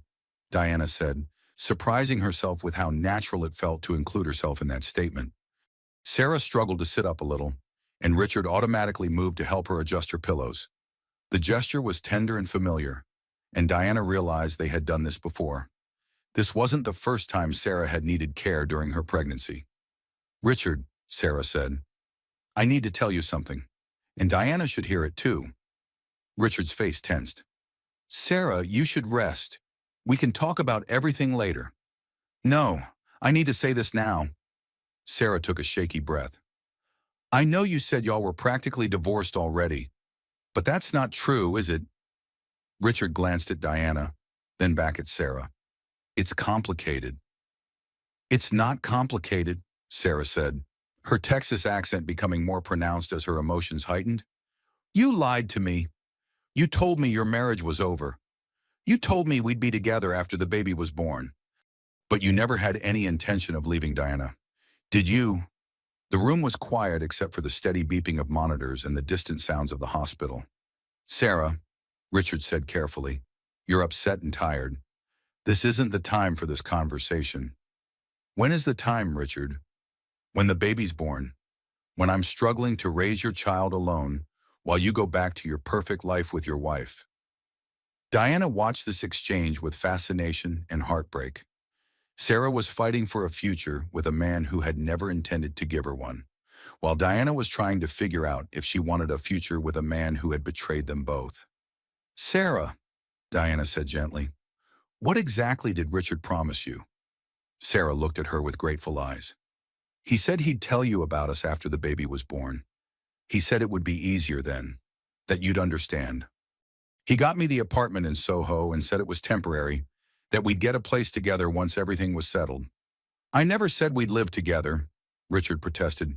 You did say that, Sarah replied firmly. You said we'd be a family. You said this baby deserved to have both parents. Diana felt a chill. Richard, did you promise to leave me? Richard ran his hands through his hair. I may have implied that our relationship had a future, but I never made specific promises. You're doing it again, Sarah said, her voice getting stronger. You're twisting words, making it sound like I imagined everything. But I have the text messages. Richard, I have the voicemails where you talked about our future together. Just then, the door opened and a woman in her 50s entered.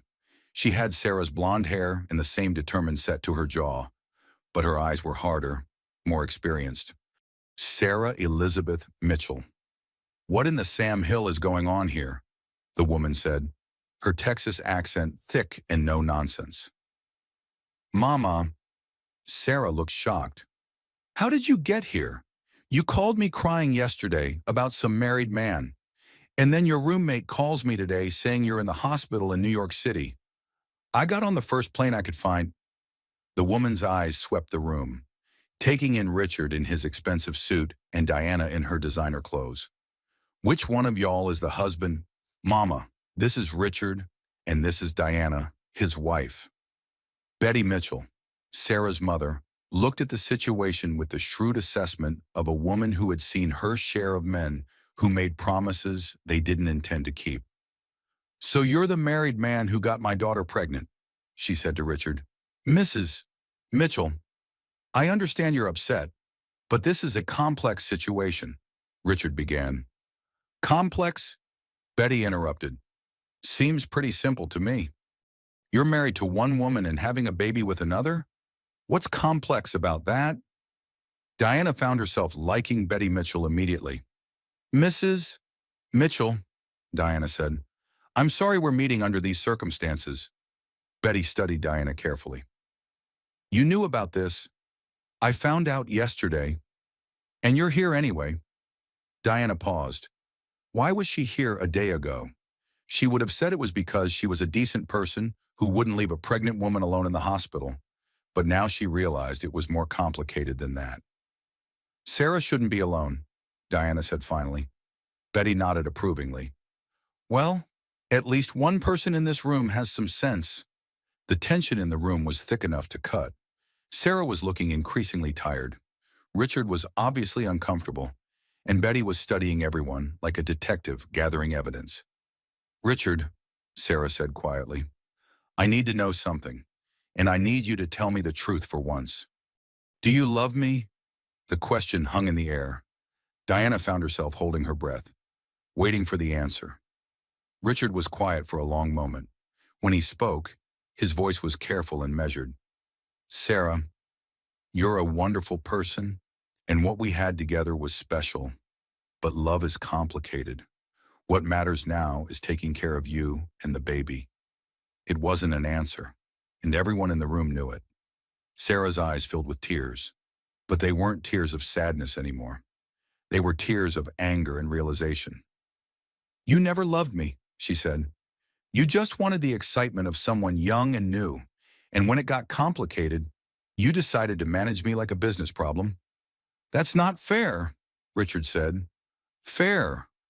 Betty Mitchell spoke up. You want to talk about fair would have been telling my daughter you were married before you got her pregnant. Fair would have been not lying to your wife for 8 months. Diana watched Richard struggle to maintain control of a situation that was spiraling away from him. This was a man used to being in charge, used to having solutions for every problem. But pregnancy and love and betrayal weren't business problems that could be solved with the right strategy. I think, Diana said quietly, that we all need to focus on Sarah and the baby right now. Everything else can wait until she's better. Sarah reached out and squeezed Diana's hand. Thank you for everything. As Diana squeezed back, she realized that in the space of 24 hours, she had gained an ally in the most unexpected place. And for the first time since this all began, she didn't feel completely alone. Diana stepped into the hospital cafeteria and froze. Richard was standing near the vending machines, his phone pressed to his ear, his voice low but urgent. She was about to approach him when something in his tone made her stop and listen. We need to control this narrative, Richard was saying, his voice cold and calculating in a way Diana had never heard before. If this gets out the wrong way, it could destroy everything. Diana stepped behind a pillar, her heart pounding. Richard continued talking, oblivious to her presence. Make it look like the wife went crazy. Attack the pregnant girl. Diana's been unstable since her fertility problems. She's always been jealous of younger women. Diana's breath caught in her throat. She pressed herself against the pillar, straining to hear more. Jackson, I don't care how you spin it, but I need Sarah to look like the victim and Diana to look like the aggressor. The scratches on Sarah's arms, the infection, all of it needs to point back to Diana having some kind of breakdown. There was a pause while the person on the other end spoke. No, of course Diana didn't actually attack her. But perception is reality. And right now we need people to believe that Sarah is an innocent victim of a jealous wife's rage. Richard's voice was getting more animated. This is my company's reputation we're talking about. I can't have people thinking I'm some kind of serial cheater. Diana felt sick. Her husband was not only planning to blame her for Sarah's condition, but he was actively working to destroy her reputation to protect his own. Get ahead of this story, Richard continued. I want headlines that read, Millionaire's wife attacks pregnant mistress, not tech CEO's secret double life exposed. Do whatever it takes. Diana carefully backed away from the pillar and slipped out of the cafeteria. Her hands were shaking as she made her way back to Sarah's room. Betty Mitchell was sitting beside her daughter's bed, holding her hand and speaking in low, comforting tones. Mrs. Mitchell, Diana said quietly, could I speak with you in the hallway? Betty followed her out of the room, her expression concerned. What is it, honey? You look like you've seen a ghost. I just overheard Richard on the phone with what sounded like a publicist. He's planning to blame me for Sarah's condition. He wants to make it look like I attacked her out of jealousy. Betty's face hardened. That son of a bitch. I don't know what to do. I never hurt Sarah. The scratches on her arms came from metal shelving at her work. But if Richard spins this the right way, he could make you look like some kind of crazy woman while he comes off as the victim of an unstable wife. Betty finished. I've seen men like him before. They're all charm and smiles until they get caught, and then they'll throw anyone under the bus to save themselves. Diana felt overwhelmed. I should call my lawyer. Yes, you should. But first, we need to protect Sarah. If he's willing to destroy you to save his reputation, what do you think he'll do to her? Before Diana could answer, her phone buzzed with a call from an unknown number. Diana Chen, this is Marcus Rodriguez from the New York Post. We understand you're involved in a situation with your husband and a pregnant woman. Would you like to comment? Diana hung up immediately, but her phone started ringing again almost instantly. Different number, different reporter. How did they get my number so fast? Diana asked. Because your husband's publicist is good at his job, Betty said grimly.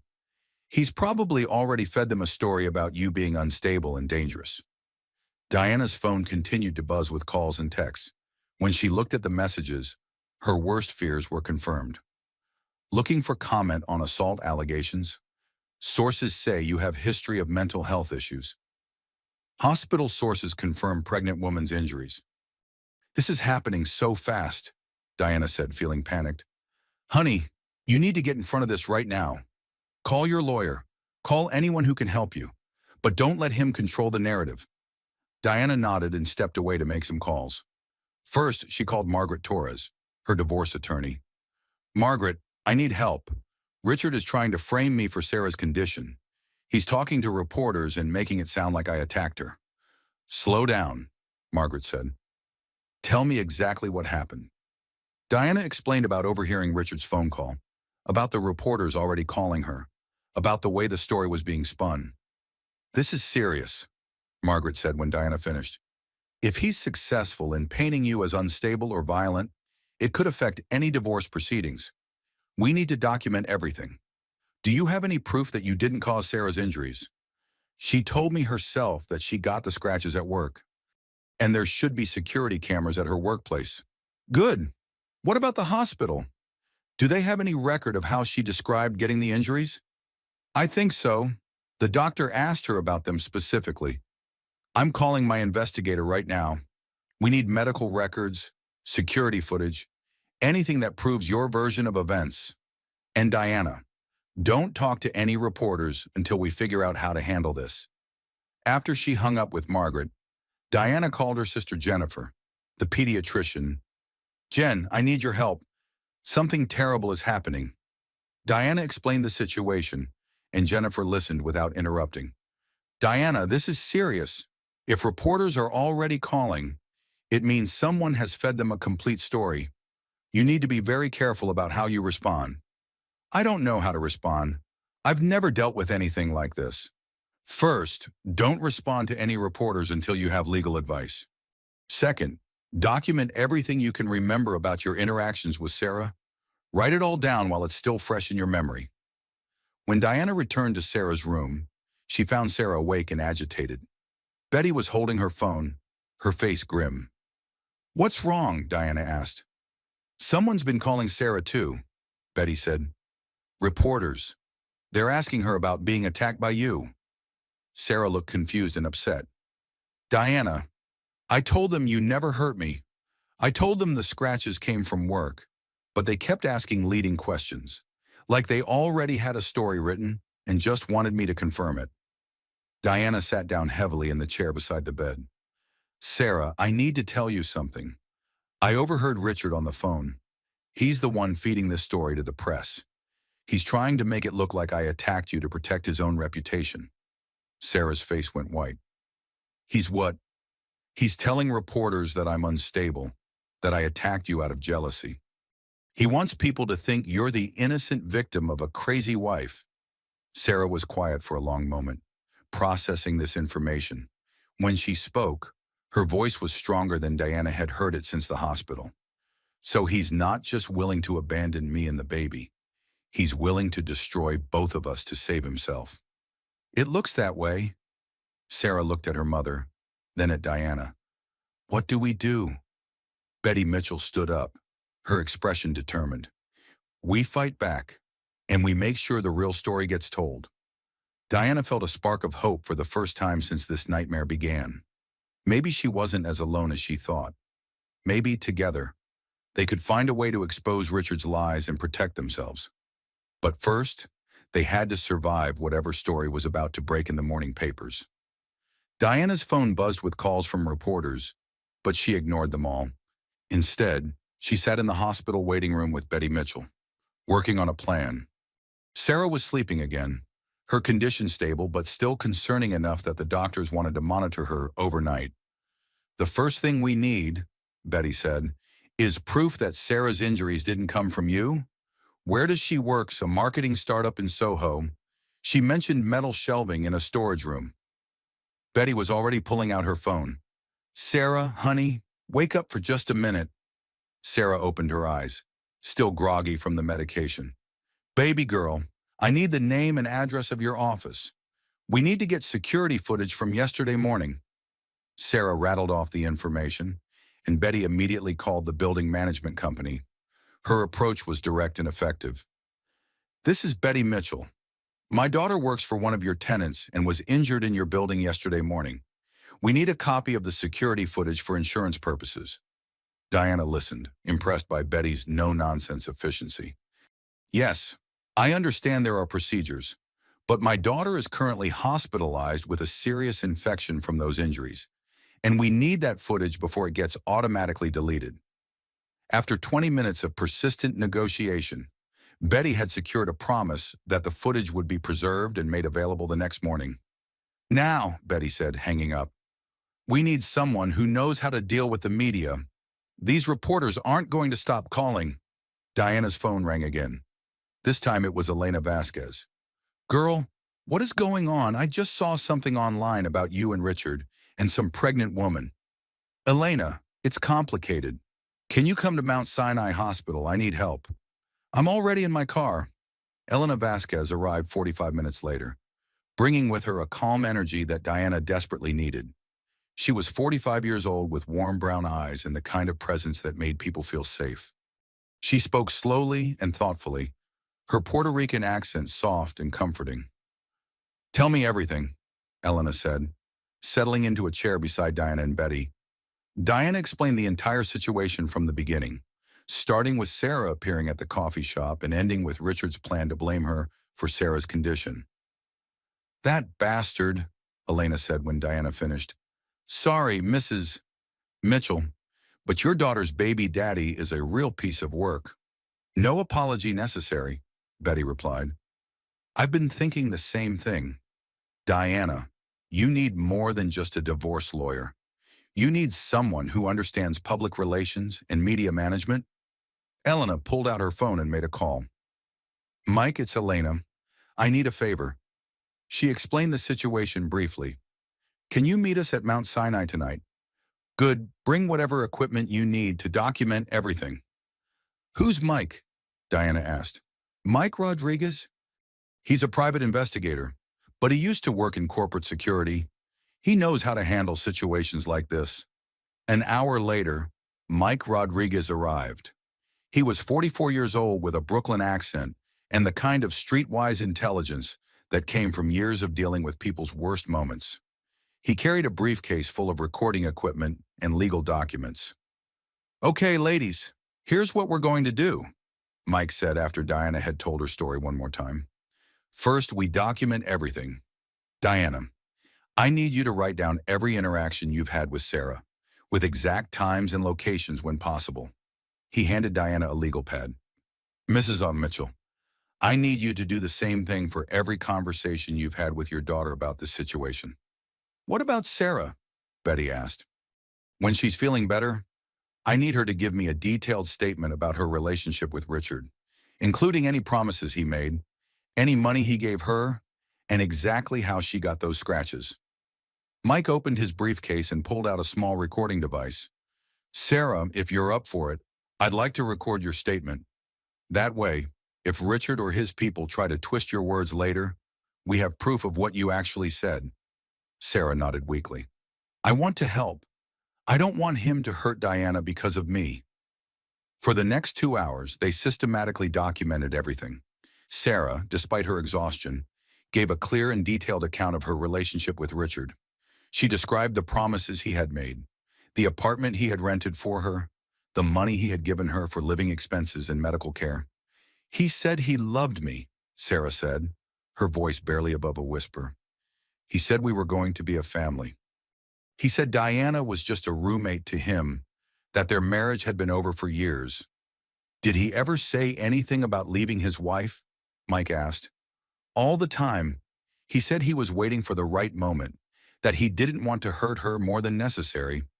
He made it sound like he was being kind by waiting. Diana listened to this with a mixture of pain and anger. The depth of Richard's deception was staggering. Sarah, Mike continued, tell me exactly how you got the scratches on your arms. I was at work yesterday morning. After meeting Diana at the coffee shop, I was really upset, crying, not paying attention to where I was going. I went into the storage room to get some supplies, and I walked into a metal shelving unit. The edges were sharp, and I scraped my arms. Was anyone else there who saw this happen? My coworker Jessica. She helped me clean up the scratches and put bandages on them. Mike made notes. We'll need to talk to Jessica. And we'll need that security footage. By midnight, they had a comprehensive record of events that completely contradicted Richard's version of the story. Diana felt exhausted but more hopeful than she had since this nightmare began. "What happens next?" Diana asked. "Next, we get ahead of the story," Mike said. "Richard's publicist is good, but he's working with lies. We're working with the truth, and truth has a way of winning if you present it right." Elena squeezed Diana's hand. "Girl, we're going to fight this thing. You're not alone." Betty nodded approvingly. "My daughter's made some questionable choices, but she doesn't deserve to be collateral damage in some rich man's reputation management strategy." Sarah, who had been listening quietly, spoke up. "I want to do whatever it takes to make sure the truth comes out. Richard lied to all of us, and I'm tired of being manipulated." As Diana looked around at this unlikely group of allies, she realized something had shifted. For 20 years, she had relied on Richard to handle difficult situations. But now, facing the biggest crisis of her life, she was finding strength in herself and in other women who refused to be silenced. "There's one more thing," Mike said. "Diana, I think you should be prepared for Richard to escalate this. If he's desperate enough to frame you for assault, he might be desperate enough to do other things to protect himself." "What do you mean?" "I mean you should be very careful. Men with a lot to lose sometimes make very bad decisions." Diana felt a chill, but she also felt a determination she hadn't experienced in years. Whatever Richard did next, she wouldn't face it alone. The press conference was scheduled for 10 a.m. at the Plaza Hotel. Diana learned about it the same way everyone else did, from a breaking news alert on her phone. Tech Millionaire to address wife's alleged attack on pregnant mistress. Diana was sitting in Sarah's hospital room when the alert came through. Sarah was being discharged that morning, her infection finally under control. But the doctor wanted her to take it easy for the next few weeks. "He's really doing this," Sarah said, reading the alert over Diana's shoulder. "Of course he is," Betty Mitchell replied from her chair by the window. "He's going to get out there and play the victim before anyone can tell the real story." Mike Rodriguez had been monitoring the situation since early morning. He arrived at the hospital with a grim expression and a folder full of documents. "Richard's people have been busy," he said. "They've leaked his selective information to 3 different news outlets. The story they're telling is that Diana discovered the affair, confronted Sarah violently, and caused the injuries that led to the infection." "But we have proof that's not true," Diana protested. "We do, but they have a head start and a professional publicist. We need to get our evidence out there before his version becomes the accepted truth." Elena arrived with Margaret Torres, the divorce attorney.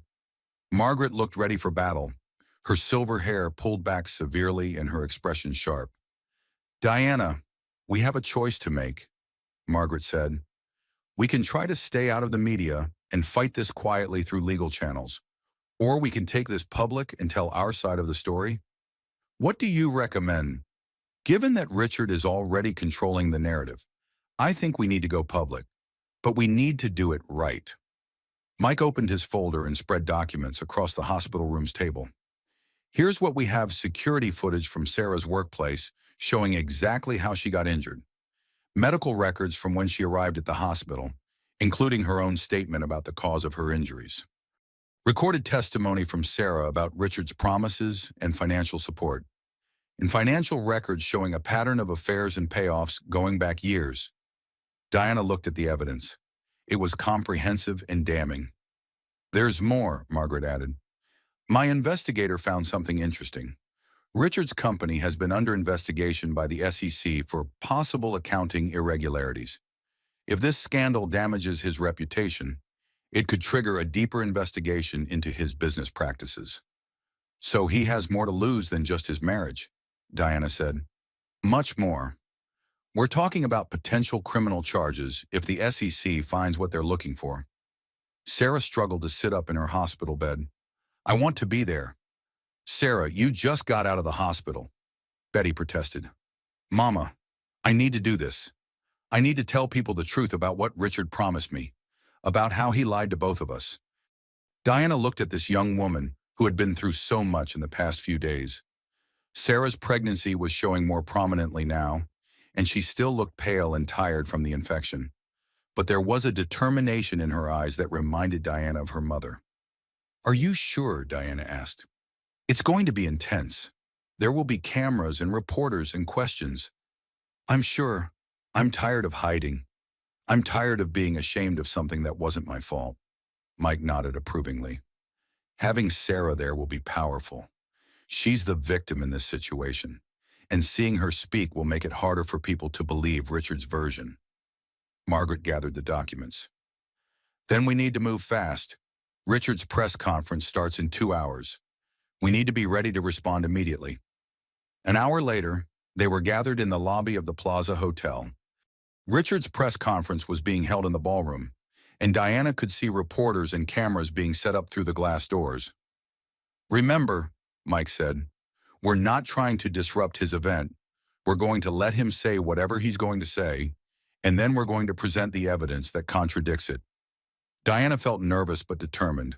She was wearing a simple navy dress that Elena had brought her, and she had pulled her hair back in a style that made her look professional and composed. Sarah, despite her exhaustion, had insisted on dressing carefully. She wore a maternity dress that emphasized her pregnancy and her youth.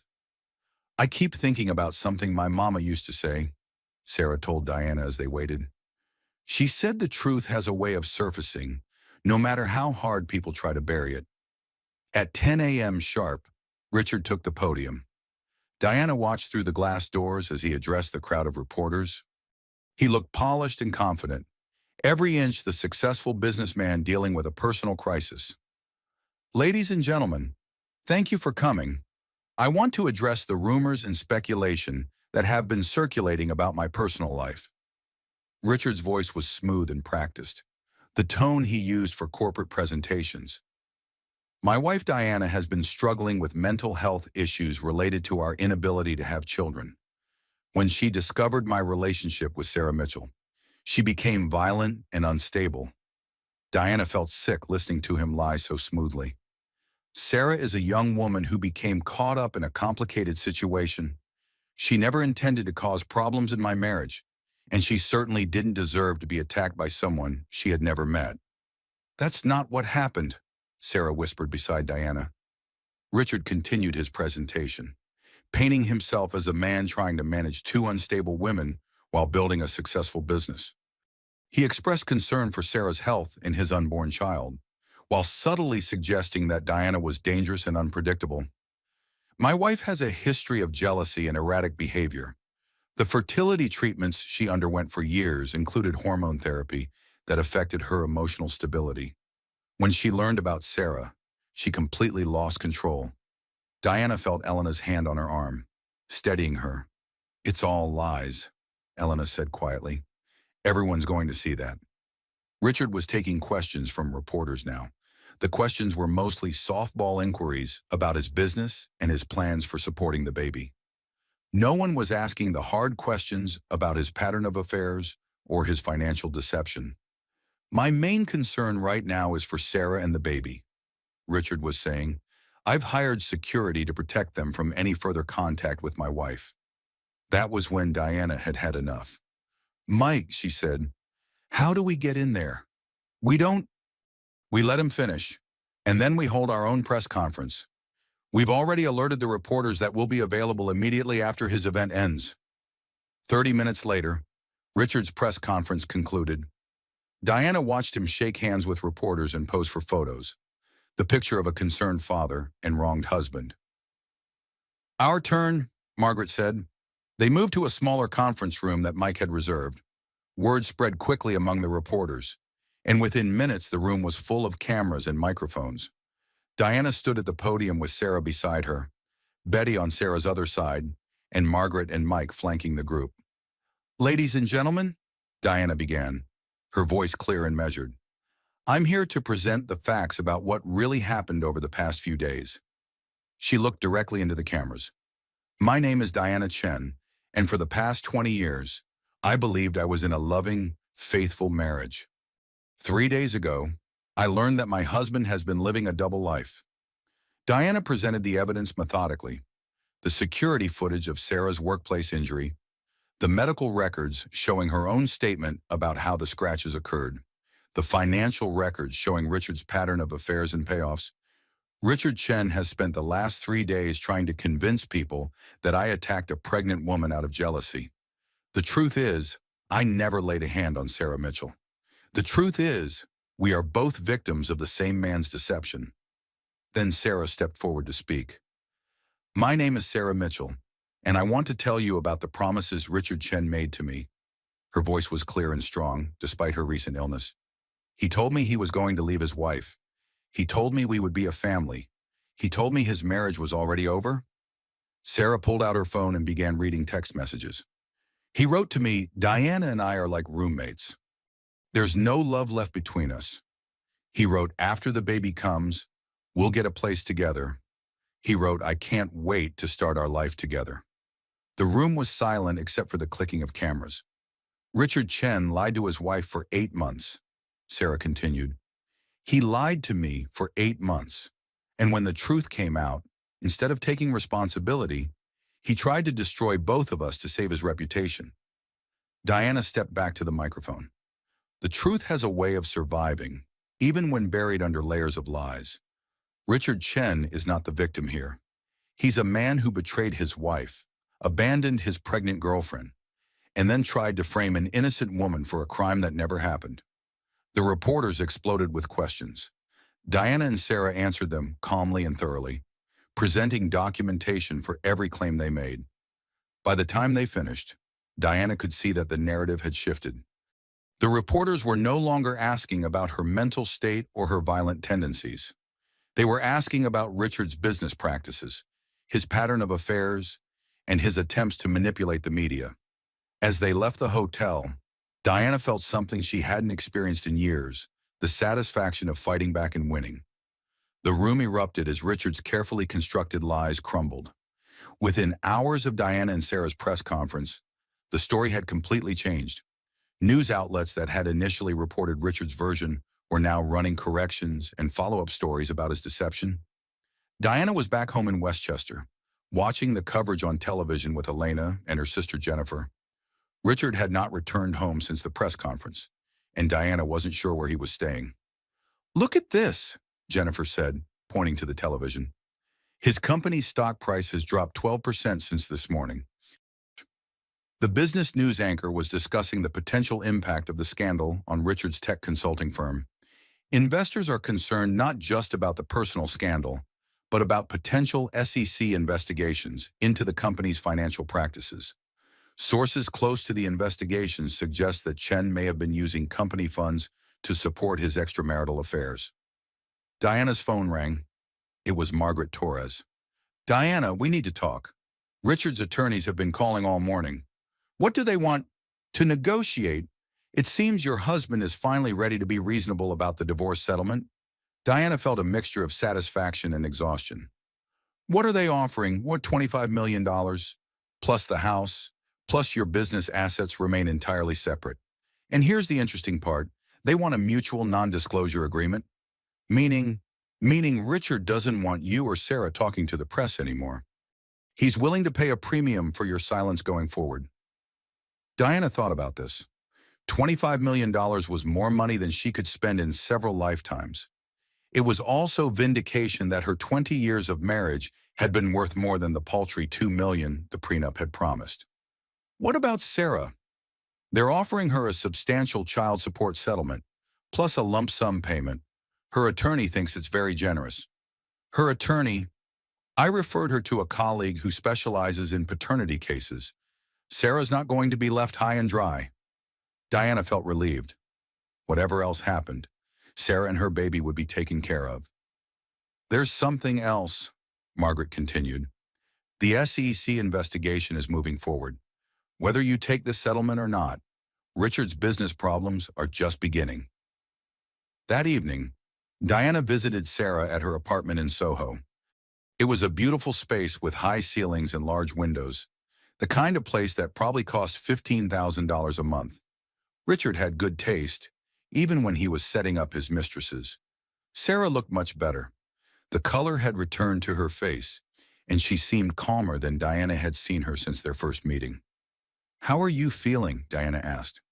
"Physically, much better. Emotionally, it's complicated."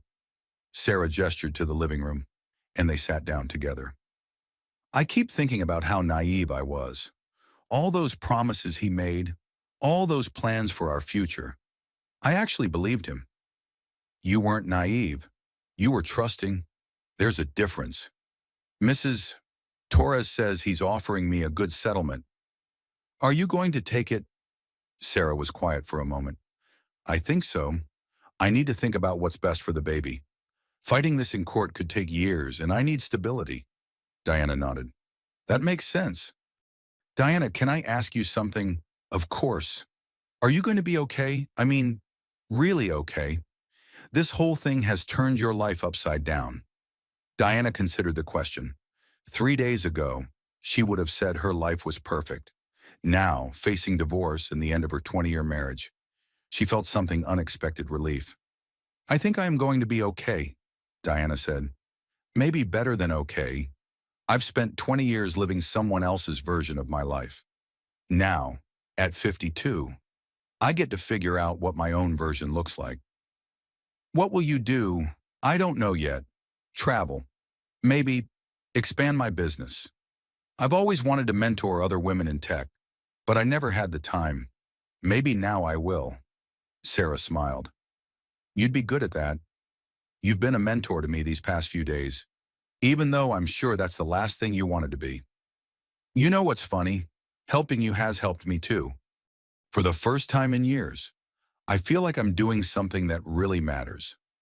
They talked for another hour about practical things: Sarah's due date, her plans for after the baby was born, Diana's divorce proceedings. It was strange, Diana thought, how quickly they had moved from being enemies to being allies to being something like friends.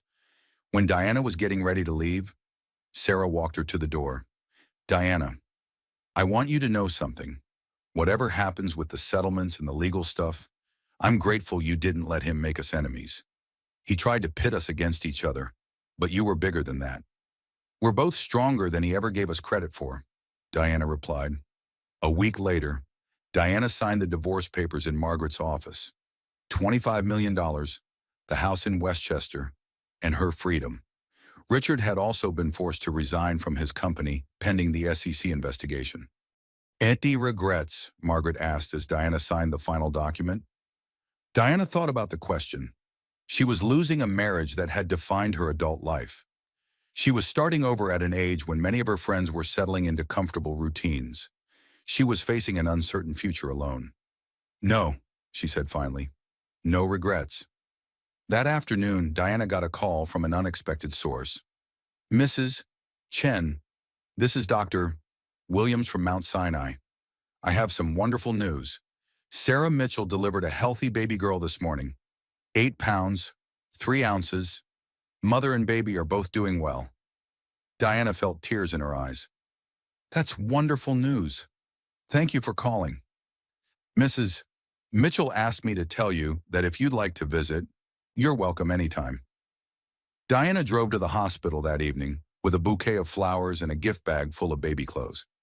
She found Sarah in a private room, holding a tiny, perfect baby with dark hair and Richard's distinctive chin. "She's beautiful," Diana said. "Want to hold her?" Sarah asked. Diana hesitated. This was Richard's daughter, the child that had destroyed her marriage and changed her life forever. But when Sarah placed the baby in her arms, all Diana felt was tenderness. "What's her name?" Diana asked. "Hope. I named her Hope." Diana looked down at the baby's face. Hope was sleeping peacefully, her tiny fingers curled into fists. She was innocent of all the drama and deception that had surrounded her conception and birth. "That's a perfect name," Diana said. As Diana held Hope, she realized that this baby represented something she had never expected, not an ending, but a beginning, for all of them. 6 months later, Diana stood in her new apartment overlooking the Hudson River. She had sold the Westchester house and moved to a modern high-rise in Manhattan.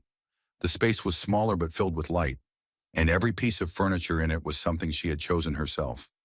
Gentle jazz music played from hidden speakers as she prepared coffee for her weekly lunch with Elena. The morning sun streamed through floor-to-ceiling windows, and Diana could see boats moving slowly along the river below. "You're glowing," Elena observed when she arrived, her warm Puerto Rican accent as comforting as always. "I feel good," Diana admitted. "Really good. For the first time in years." It was true. Diana's tech consulting business was thriving. Without the constraints of being a corporate wife, she had been able to take on more challenging projects and expand her client base. She had also started a mentorship program for women over 40 who were transitioning into tech careers. "How's the divorce settlement working out?" Elena asked as they walked to their favorite cafe. "Better than I expected. $25 million goes a long way toward making you feel independent." Diana laughed. "I never thought I'd be a woman with financial independence after 50, but here we are." They settled into a table by the window, and Diana ordered her usual cappuccino. "Any word from Richard?" Elena asked. "Nothing direct, but I read in the business section that the SEC investigation resulted in some significant fines. His company survived, but he's no longer involved in running it." Diana felt no satisfaction in Richard's professional downfall, but she also felt no sympathy. He had made his choices, and now he was living with the consequences. "What about Sarah and the baby?" "They're doing well. Hope is 6 months old now, and she's absolutely beautiful. Sarah moved back to Dallas to be closer to her mother, but we stay in touch." It was an unlikely friendship, but it had become one of the most meaningful relationships in Diana's life.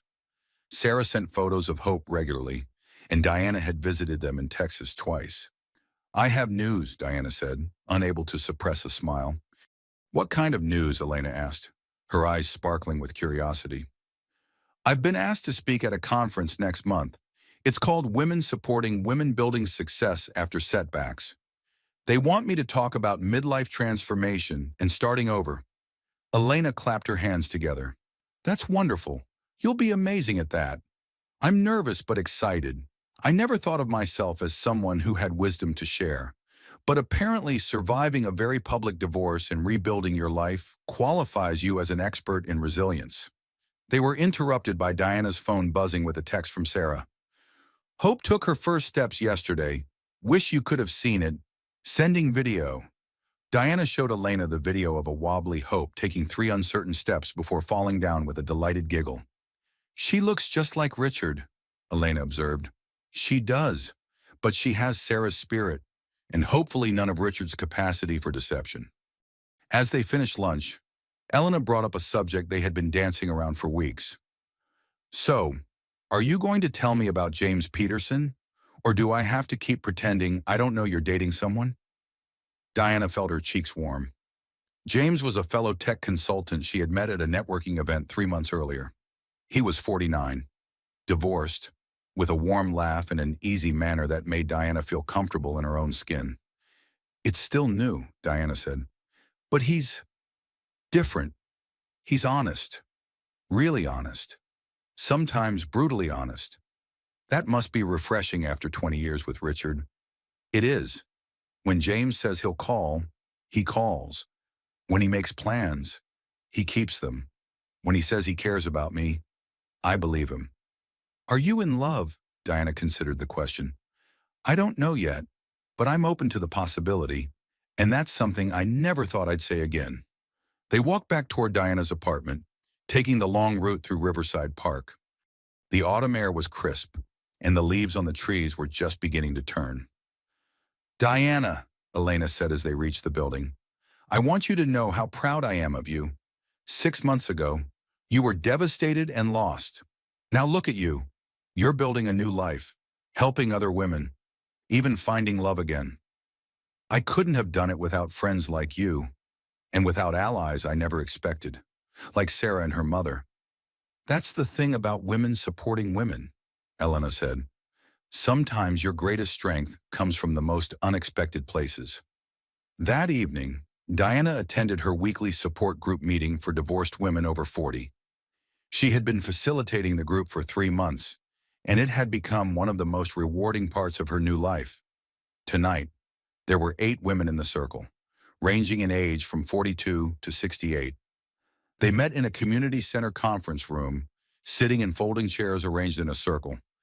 The lighting was harsh fluorescent, and the coffee was terrible, but the conversations were real and healing. "Diana," said Maria, a 55-year-old teacher whose husband had left her for a younger colleague.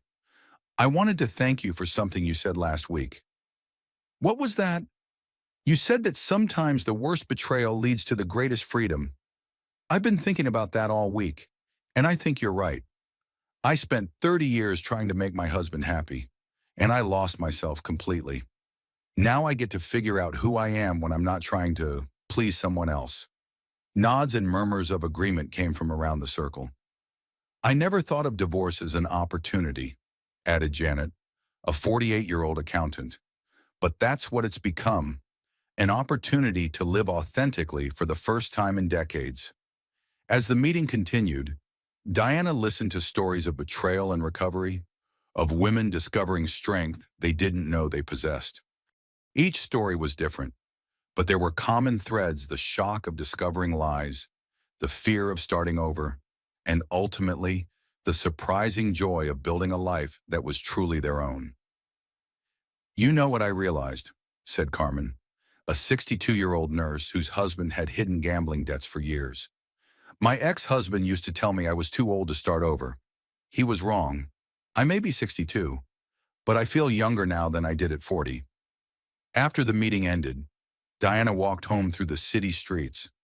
Manhattan at night was alive with energy and possibility. People were going to dinner, to theater, to meet friends for drinks. The city was full of people starting over, reinventing themselves, pursuing dreams they had put on hold. When she reached her apartment, Diana found a voicemail from James. "Hey, beautiful.